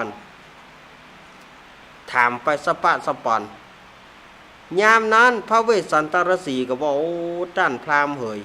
เฮามาอยู่นี่ได้7 เดือนยังบ่หานแขกมากำเตื้อบัดเดี๋ยวนี้ท่านไปแขกเกี้ยวแห่งเฮาท่านมาหาเฮาก็อยู่ดีสบายเหมือนกันงูกาสัตว์ทั้งหลายก็บ่มาใกล้เฮาแผ่เมตตาเฮ้อเสือสิงกระติงแหลดจ้างก็ตึงบ่มาเพราะว่าเฮาแผ่เมตตาให้เขาเป็นเลือบลิ้นลายยุงมันก็บ่มาเพราะว่าเฮาปูจาฟอยประจำว่าแต่ท่านพราหมณ์ท่านมาเหนื่อยๆกินน้ำก่อนเนอะน้ำนี่ใสก็ใสเย็นก็เย็นนางมาทีไปตักติ้วมาท่านดูดกินเตอะวะแล้วก็ผลละหมากลากไม้นี่นางมาทีไปเก็บมาแต่ว่าเหลือนี่ลูกเขากินกับว่าเสี่ยงเหลือนี่แฮมเป็น2 ถาดปุ่น ตึงลูกไม้ตึงหัวมันว่าดีว่าแต่ปู่พราหมณ์ท่านไปล้างตีนก่อนไปนี่หยังไปย่ำขี้ไก่ที่ไหนมาเอาแถมแล้วไปย่ำขี้ไก่มาแถมแล้วฟ้างไปล้างตีนปีกมาก็โอ้ของนี้ท่านเอาปู่จาเนาะท่านเอาปู่จาเฮาก็ฮับไว้แล้วเนอะวะขอจิ้มบะเต้าเนอะ3 หน่วยพูดธรรมโมสังโฆ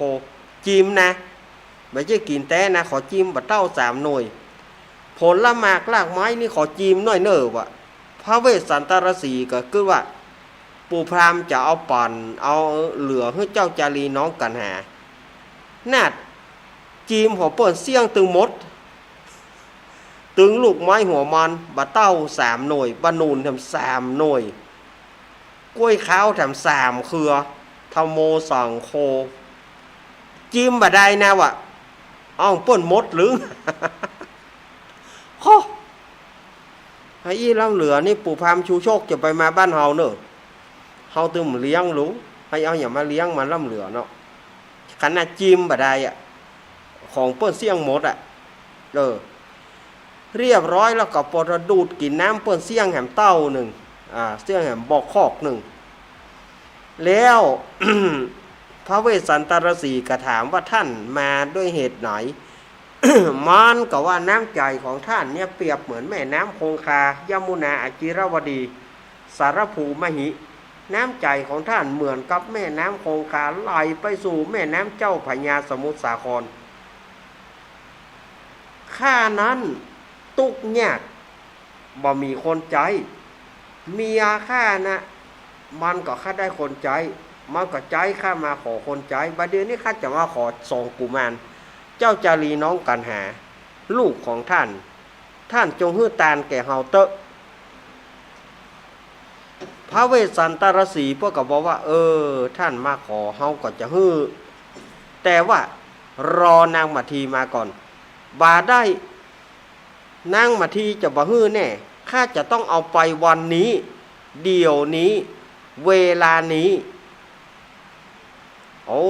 นางมัทีจะบ่ใจเหมือนสตรีอื่นเปิ้นตึงฮื้อเฮาอู้แล้ว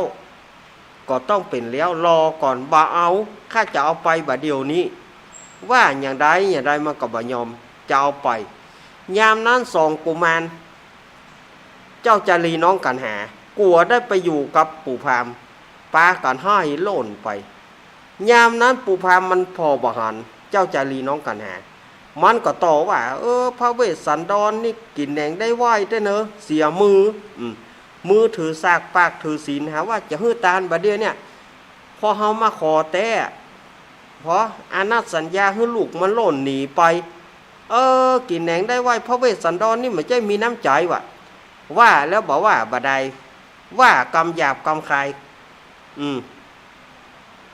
ต่อว่าพระเวสสันดรต่อว่าพระเวสสันตรสีด้วยวิธีต่างๆพระเวสสันตรสีก็บอกปู่พราหมณ์เฮาถึงฮื้อตานอยู่แล้วท่านจะไปด่าเฮากะรอเฮากำเดียวเฮาจะไปซ้อหาพระเวสสันตรสีไปซ้อหาเจ้าจารีน้องกันหาไปซ้อหาก็ไปหันใส่เพราะว่า2 กุมารเข้าไปอยู่ในหนองสาระไปอยู่ในหนองสาระเอาดอกบัว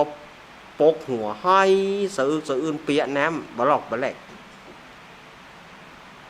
ทีนี้พระเวสสันตรสีเปิ้นไปหันน้ำคูณก็ฮู้ว่า2 กุมารมอบอยู่ห้องเจ้าจารีมาบอกว่าลูกตาอันนะจะช่วยให้ป่อได้ข้ามโอข้าวตาสงสารให้ลูกให้ป่อได้เป็นพระพุทธเจ้าลูกออกมาเตอะเจ้าจารีออกมาให้สะอื้นถามน้องกันหามิไหนน้องกันหากลัวเหมือนกันก็ห้องน้องกันหามาน้องกันหามาให้สะอื้นพระเวสสันดรอุ้มลูกทั้ง2น้ำตาก็น้องให้เอามาฮื้อปู่พราหมณ์ตานฮื้อปู่พราหมณ์เมื่อตานนั้นก็เกิดอัศจรรย์ลั่นก้องฟ้าห้องแผ่นดินไหวหวั่นสถานลั่นไปมาปู่พราหมณ์ก็ไปเอาเครือเข่ามามัดเจ้าจารีศอกซ้ายมัดกันหาศอกขวาเอาเครือเข่าฟาดหลังเจ้าจารีน้องกันหาเจ้าจารีน้องกันหาให้ถูก ลากไปฟาดไป ถูกลากไปถูกฟาดไป ทีแรกพระเวสสันตรสีก็บ่านี่มันมาเหี้ยให้ลูกกูอีลูกกูบอกเคยบุบเคยตีมันมาตีลูกกูอย่างอีทีแรกก็ทอดใจนะจะเอาดาบไปฆ่าละจะเอาดาบไปฆ่าปู่พราหมณ์แต่มากึดใจได้ว่าเฮาจะหวังสัพพัญญูพุทธเจ้าเฮาฮื้อตานแล้วเปิ้นจะเหี้ยงใดก็เป็นเรื่องของเปิ้นก็กั้นไว้พระทรงกุมารถูกลากไปปู่พราหมณ์ไปเต้าส่งกุมารปิกมาให้สอป่อปู่พราหมณ์โล่นมาตันมาจักมาลากมาบุบมาตีทำไล่ไปบุบตีไปโอ้พระเวสสันตรสีลูกกูจะกินอย่างไผจะมาบิดป้อนเข้าใส่มือขวาไผจะมาบิดฝ่าใส่มือซ้ายไผจะมาเอาอย่างให้ลูกกูกินให้สะอึกสะอื้นเหมือนกันพระเวสสันดรบัดใจให้เจ้าจารีน้องกันหาก็ให้ขอให้นางมาทีมาโวยๆแล้วก็โดยเฉพาะนางกันหาให้จนจังป่อบอกว่าป่อเวสสันดรนี่ใจหายเกิดมาจากใดขอจะไปได้เป็นลูกของป่อเวสสันดรผู้ใจหายว่าก่อนที่จะไปนั้นน่ะพระเวสสันดรพวกก็กดก้าไว้เหมือนพวกก้าไข่งัวถ้าไผจะมาไทยเอาเจ้าจารีมีก้าคำปันหนึ่งไผจะมาไทยน้องกันหาก็ยังละ100จ้าง100ม้า100งัว100ควาย100คนใจไม่ยิง100คนใจป้อใจ100เอาตามนี้เนอะถ้าไผจะมาไทยปู่พราหมณ์ลากไปตีไปสะอึกสะอื้นให้ขอให้นางมัททีขอให้แม่มาโวยๆเทวดาที่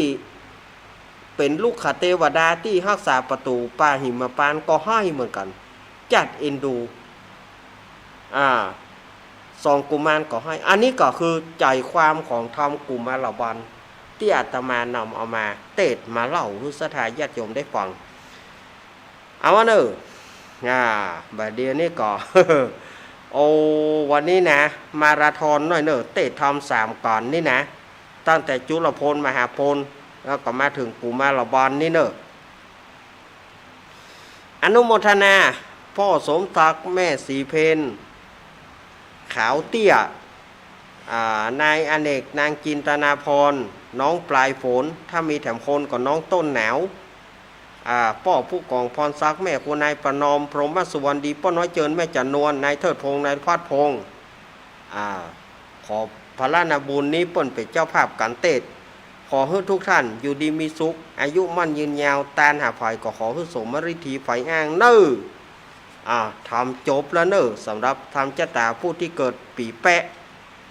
เนาะปีมะแม่เนาะนิติตังคีสังวัตนานาวิเศษจาห้องเหตุธรรมเตสนาการกุมารบันการทวน8ประดับประดากถา101ประกาศทำการนี้นะก็เป็นชะตาผู้ที่เกิดปีแปะก็บังกรมสมเรศเดชสาธุสาธุสาธุเอาละสถาญาติโยมเหยแต่มาได้เตะทำเหล่าทำทั้งหมดแล้วเนอะเอาต่อไปก็สุมาเกี่ยวตั้ง3เนาะ เป็นธรรมเนียมของอาตมาเป็นธรรมเนียมของอาตมาสุมาเกี่ยวตั้ง3เนี่ยก่อนเนอะโยสันนิสิโนวราโพธิมุเรมารังสะเสนังมหันติงวิจโยสัมโพธิมากันจิงวะอนันตัญญารันโนโยโลกุตตโมตังปนามามิพุทธังตังปนามามิธัมมังตังปนามามิสังฆังสาธุโอกาสะพันเตข้าแต่พาติธาไรรัตนาผ่านแผ่วผักเกี่ยวเจ้า3ประการ แล้วพระเกี้ยวเจ้าห้าจำพวกมีสรีทรัพย์ปัญญูพระพุทธเจ้าเป็นเก้าเป็นประธานเกี้ยวตั้งสามจุแห่งจุตินบน้อมกลี้ปูจาพระกวาอันว่ากุลพระพุทธเจ้ามี56กุลพระธรรมเจ้ามี38นบน้อมแกวดใส่กล่าวกุลพระสังฆเจ้ามี14นบน้อมกลี่ปูจังกุลพระวิหารังมี80,000ยกย่อยื่น4ป้อนดวงนบปันปวงตังพระบาทพระธาตุเจ้าเจดีตังเก้าไม้สลีมหาโพธิ์ผู้คาตั้งหลายจักขอสุมาลาโตดจักขอได้ภายโพธิ์คุณนาบาดนี้ไม่มีมูรสถาผู้คาตั้งหลายก็ได้มารักษาศีลภาวนารักษาศีลได้หื้อตานรักษาศีลภาวนาได้ฟังธรรมเทศนาก็เป็นการบัวระมวลดีแล้วจะขออำลากาดแก้วคืนเมื่อสู่เขหาจึงมีมันทุบุภาราชาดวงดอกเขาตอกพร้อมนอเทียนงามปอนนาเป็นสามโกธากปัทมาวิภาคในเบื้องต้นหัวตีผู้คาจะขอสุมายังพระมุนีภายโพดจงขอเฮกับกายโป้นจากโตดโตสาส่วนทุติยาวิภาคโกธากอันทวนสองผู้คาปองแต่งไว้ยกย่ออื่นให้ทุนตำเพื่อเจ้ามาขอสุมายังพระธรรมหอมหืนอันใด84,000ปันขันส่วนตติยาวันวิภาคโกธากอันทวนสามผู้คาจะขอสุมายังพระสังฆะผู้มีศีลวิริยะงามบ่เศร้าคือพระสังฆะเจ้ามากมีมวลบางเตื้อผู้คาได้ผิดพวนโดยกายวจีมโนมินสานะ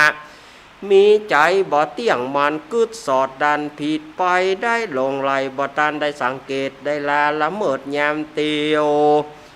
ยามเมื่อนั่งยืนนอนเตียวคู่เหยียดกัวว่ามันจะผิดระเบียบกองธรรมหลอนได้ยารูปกรรมบีบนวดยามเมื่อเจ็บปวดกายาเกสาโรมาละหล่นลางเตื้อได้ปากโป้นเสียงดังหลอนว่าได้ผิดผวนโดยอันวจีกรรมอันเป็นกรรมปากได้กล่าวกำหยาบจ้าเหลียวไหลบางเตื้อได้จามไอโคขากบ้วนน้ำมาขากน้ำลายได้ข้ามกายยกย่ำขึ้นตี้ต่ำและเตียวตี้สูงด้วยอริยปทะตั้งสี่อันบ่หูแจงทีเป็นประมาณอันหนึ่งละร้อนว่าปุคาตั้งหลายได้นั่งยืนนอนเตียวเหนือพระวิหารและห่วงเกี่ยวบ่ตันได้เพียวกวาดแล้วลวดลานี้ก็กลัวว่ามันจักบ่ดีไปนะ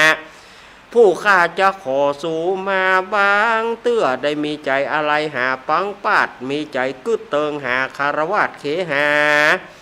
หลอนได้ผู้จ่าอูอวนกรรมอันเล่นม่วนกวนทำก็กลัวว่ามันจะเป็นวจีกรรมกำปากแต่ดีหลีบางเตื้อได้สูบบุหรี่อมเมียงหมากถมน้ำลายบากต่ำลงในเขตโคงอันวิเศษก็นับว่าเป็นเหตุปะมาตาหลอนได้กล่าวกำมุสาล่อยเลนใจตื่นเต้นกลางประชุมชนยามเมื่อได้กระทำกุศลบุญใหญ่กายวจีมโนไปบ่ตันหอมหลอนมีจิตใจจรแตกตื่นได้เอาเรื่องอื่นๆมาอู้กันเสียงเนื้องนั้นก้าแกนกลัวว่ามันจะบรรทุกแม่นกองธรรมก็ขออย่าให้ได้เป็นโตสนากรรมโตดใหญ่ไปไขว่ควางมักกาตังนิวรณ์วางโตดตองขอกับกายเป็นแห่งห้องอโหสิกรรมขอให้โป้นจากนิวรณธรรมกรรมอันจักเป็นบาปอันจักห้ามลาบซึ่งจันฟ้าและอมตะมหาเนรปาน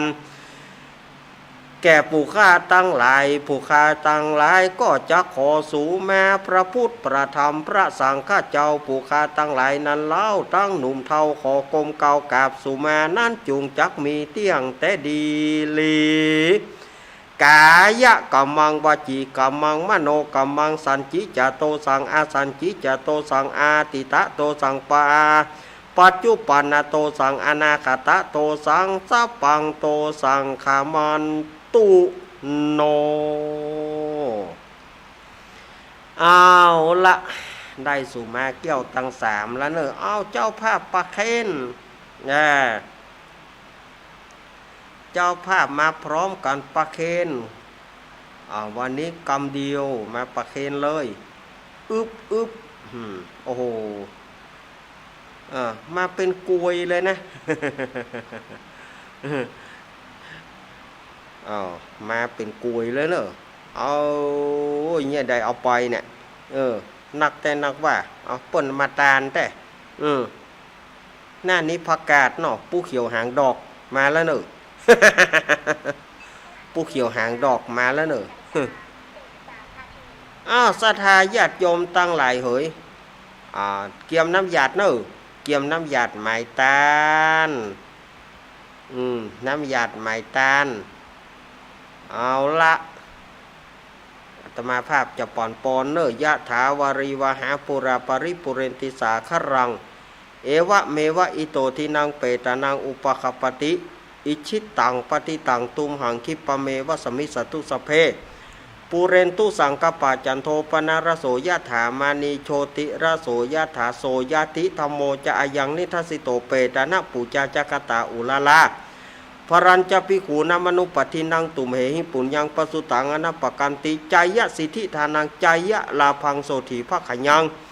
สุขังพลังสิริอายุจวโนจโพคังหุทีจยสิทธิพวันตุโวสปีดิโยมิวัชันตุสัพพะโรโกวินัสตุมาเตภวะตวนตรโย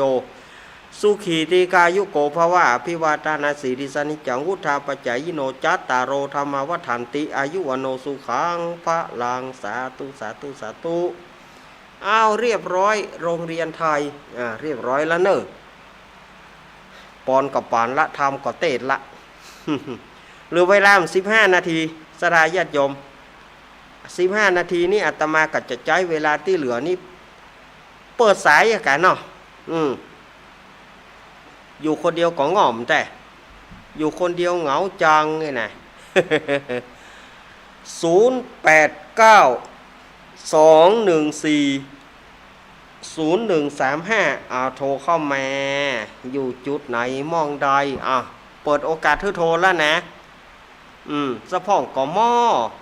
ย่ำตันได้บอกเตื้อโทรละเจริญปอนแม่อุ้ยอินฟังสักแต่ต้นถึงปลายแล้วขอบคุณเป็นมหาพุทธนะเนาะโอ้บัดถึงขั้นนั้นนะแม่เฮ้ยเด็ดเจ้าก็ม่วนปันต้นก็ม่วนเป็นตาลก็ม่วนเก่งมากสาธุนะเจ้าขอบคุณอุ้ยเป็นกำลังใจนะเจ้าขอบคุณนะอุ้ยเนอะลูกเข้ามาฮะขอลูกอีก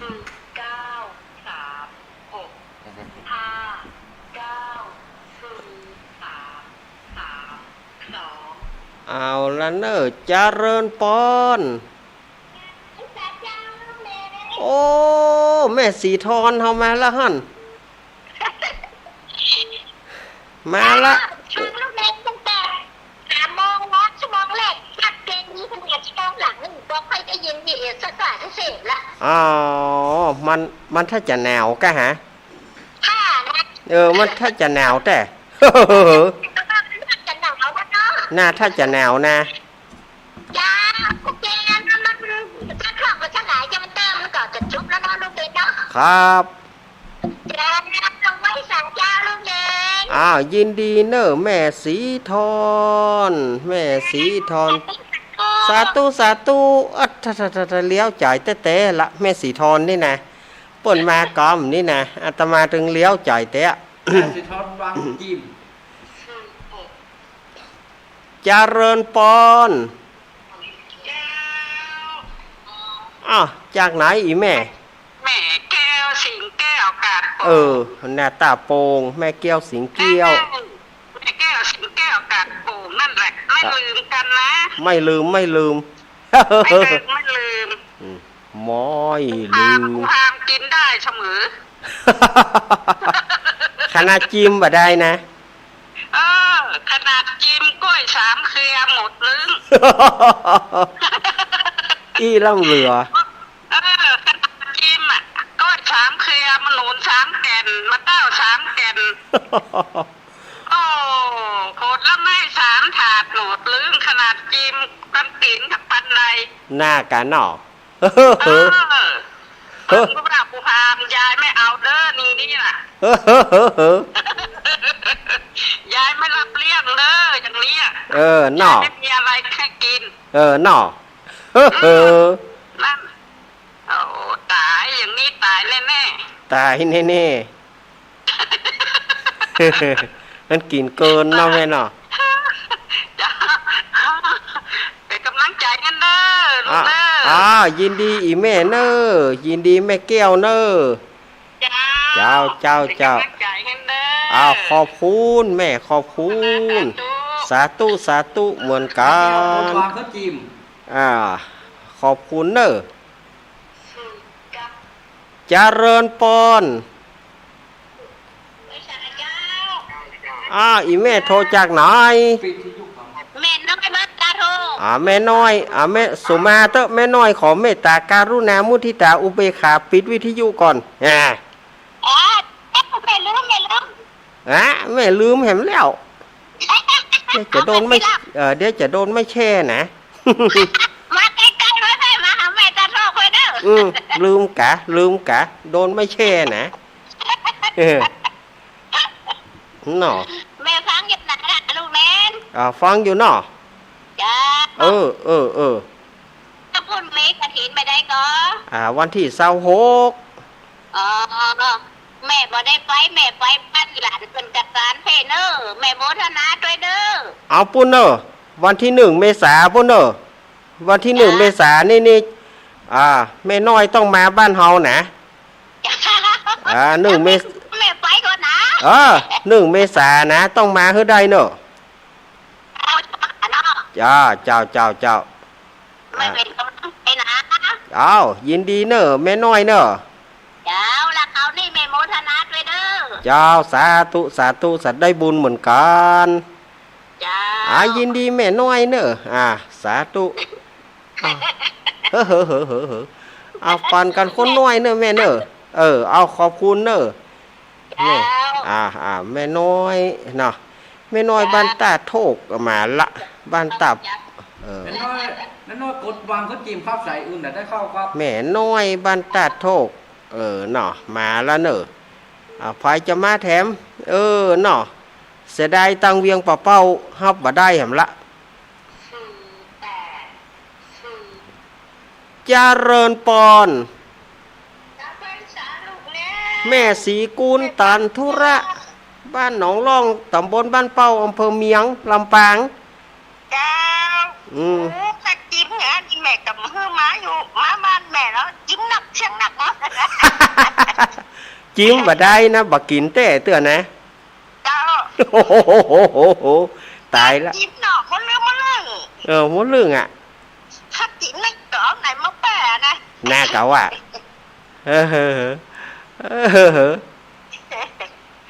คนว่าจนเปิงได้ไหมแต่ เจ้าทำเนาะ ว่าจนเปิงนะ เจ้า อีแม่ว่า เช็คกินเนอร์ ชัดเจนเนาะบุญญาวาสวิหารเนาะ เจ้า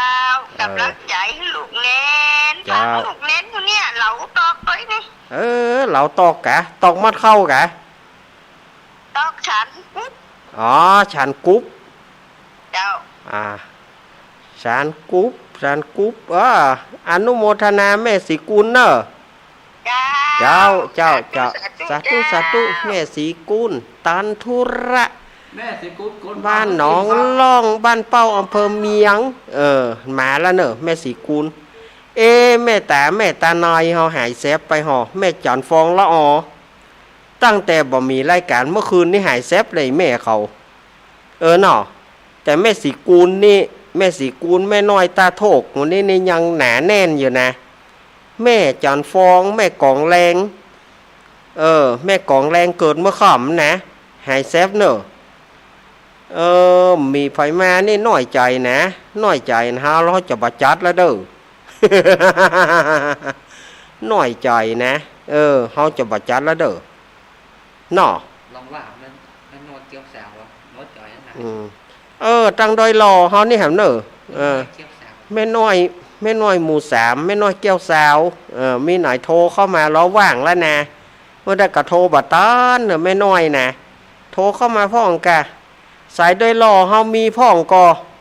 ถ้ามีให้ยั้งแล้วนะมีเขาจำมาแล้วนะโดยรอเขานี่น้อยใจแต่ละมีไฟสายโดยรอป้อมโทรเขาพ่องน่อเนี่ยเขาอยากเอ็นเว้นให้เซฟแล้วเด้อกันนี่นะป่วยห้อยหากำหมอน่อเอาฝ่ายที่จะโทรมาตันอยู่เนอะ089-214-0135ยายพรเด็กหญิงพรเมื่อกี้โทรมาได้เด็กหญิงพรโทรมา เด็กหญิงพรโทรมาวันนั้นเปิ้นตายเพลงหรอถ้าหนาวยมที่เยนูมวนแคนแก่นคูนเราปุ๊บ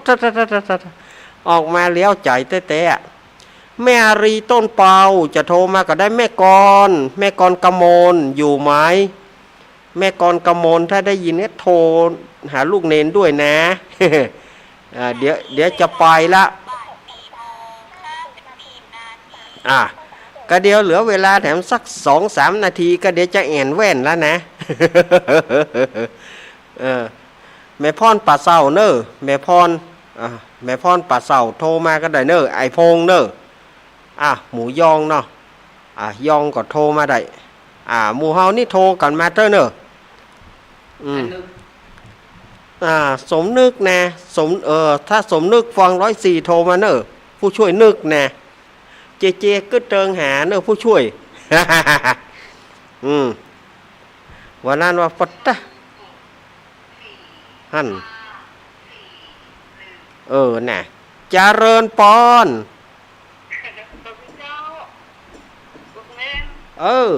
จากไหนแม่จากไหนแม่จาก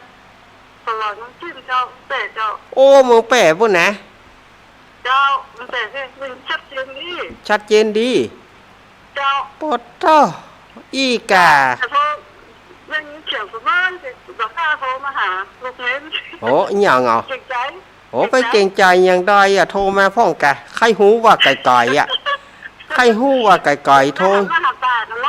แน่ยังไม่ได้หันหน้าเต้นะเจ้าอีแม่ชื่อยังก็ชื่ออันเงินเจ้ายินดีอีแม่เนอะเจ้าขอบคุณอีแม่วัดสันเมียงตำบลหนองร่องอำเภอเวียงหนองร่องละปูนบุญมีได้หันกันเนาะบุญมีได้หันกันได้หันโมดละแม่แต่คนบางงามแม่เฮ้ยคนบางงามจะไปค่ายหันเตอะคนบางงามเสียงตีละเดี๋ยวจะซื้อเดี๋ยวจะซื้ออันจอสัมผัสกันอาตีได้หันแน่ในแม่ได้หันได้แม่จะน่ะเดี๋ยวจะถามก่อนเดี๋ยวก็ถ้าได้ไปกันเนาะเอายินดีเนอะเจ้ายินดีเนอะแม่อีแม่ขอนี่นะนี่มาเกาะอี้เนาะมาแม่กดวางเขาจิ้มครับเอาแหมสายสุดท้ายเนอะแหมสายสุดท้ายท้ายสุดเนอะแม่กดวางเขาจิ้มครับแหมสายสุดท้ายมีกอสายสุดท้ายเป็นสายแม่เพนโอ้เนาะลูกล่าแต่ละลูกล่าครัวหอมครับกำลังใจเนาะวันนี้นะวันนี้ใจดีแถมวันนี้ใจดีแถมแหมพุงครับขอบคุณเนอะครับขอบคุณเนอะแม่ เจ้า ขอบคุณแม่เพนเอาละอาตมาฮับบ่ได้แต่ญาติโยมแม่หลวงเจ็ดยอดเนอะแม่หลวงบัวคำถ้าว่าจบจากนี่ก็โทรหาอาตมากรรมหรือว่าไผอยู่ใกล้แม่หลวงเนาะบอกแม่หลวงเปิ้นโทรหาอาตมากรรมพอดีว่าเปิ้นฮับกฐินกับอาตมาบอกว่าเปิ้นฮับเท่าใด เปิ้นก็บอกนะแล้วอาตมาลืมบ่ได้เอาลงเส้นบ่ได้เอาลงบัญชีสักกรรมว่าแล้วมากึดใจว่าแม่เปิ้นฮับเหมือนกันนะแต่บ่ฮู้ว่าเปิ้นฮับกี่กองบ่กล้าลงบัญชีแบบเดียวนี่ถ้าอย่าได้แม่หลวงบัวคำเจ็ดยอดโทรมากำเนอเอาละเนอรายการอาตมาเวลาหมดแล้วงานไหนงานไหนก็งานบ้านอาตมาก็25 26เนอะแล้วก็ของอาจารย์วรรณชัยตัว25 26เหมือนกันเอาหลายตี้เนอะสำนักงาน26เนอะแล้วก็สวดอิติปิโส108จบวันที่11ธันวาแล้วก็12ธันวาถึง22ธันวาก็เข้าปริวาสกรรมวัดม่อนฤาษีปากตังสามัคคีจากปากตังเจริญไปปากตังสามัคคีเมื่อคืนก็มาปากตังเจริญ สดายญาติโยมเวลาอาตมาหมดแต่ละอาตมาขออ้างเอาคุณพระศรีรัตนตรัยสิ่งศักดิ์สิทธิ์ทั่วฟ้าสากลโลกจงอภิบาลรักษาศรัทธาญาติโยมอันเป็นที่เคารพนับถือของอาตมาทุกท่านอยู่ดีมีสุขอย่าเจ็บอย่าไออย่าไข้อย่าหนาวเคาะตั้งใดให้หนีไปเหี่ยไก่เนอตั้งแต่นี้เป็นต้นไปให้มีแต่ความสุขความเจริญมุ่งมา่ปรารถนาสิ่งใดของสมความมุ่งมา่ปรารถนาขออนุโมทนาทุกสถานีที่เปิดได้รับสัญญาณในเวลาบ่ายนี้แรงนี้ขอท่านได้อยู่ดีมีสุขเหมือนกันจุผู้จุคนนั้นจุงจักมีอภิวาทนาสีริสานิจังวุธาปจายโนจตารโรธรรมาวัฏันติอายุวันโนสุขังพระลัง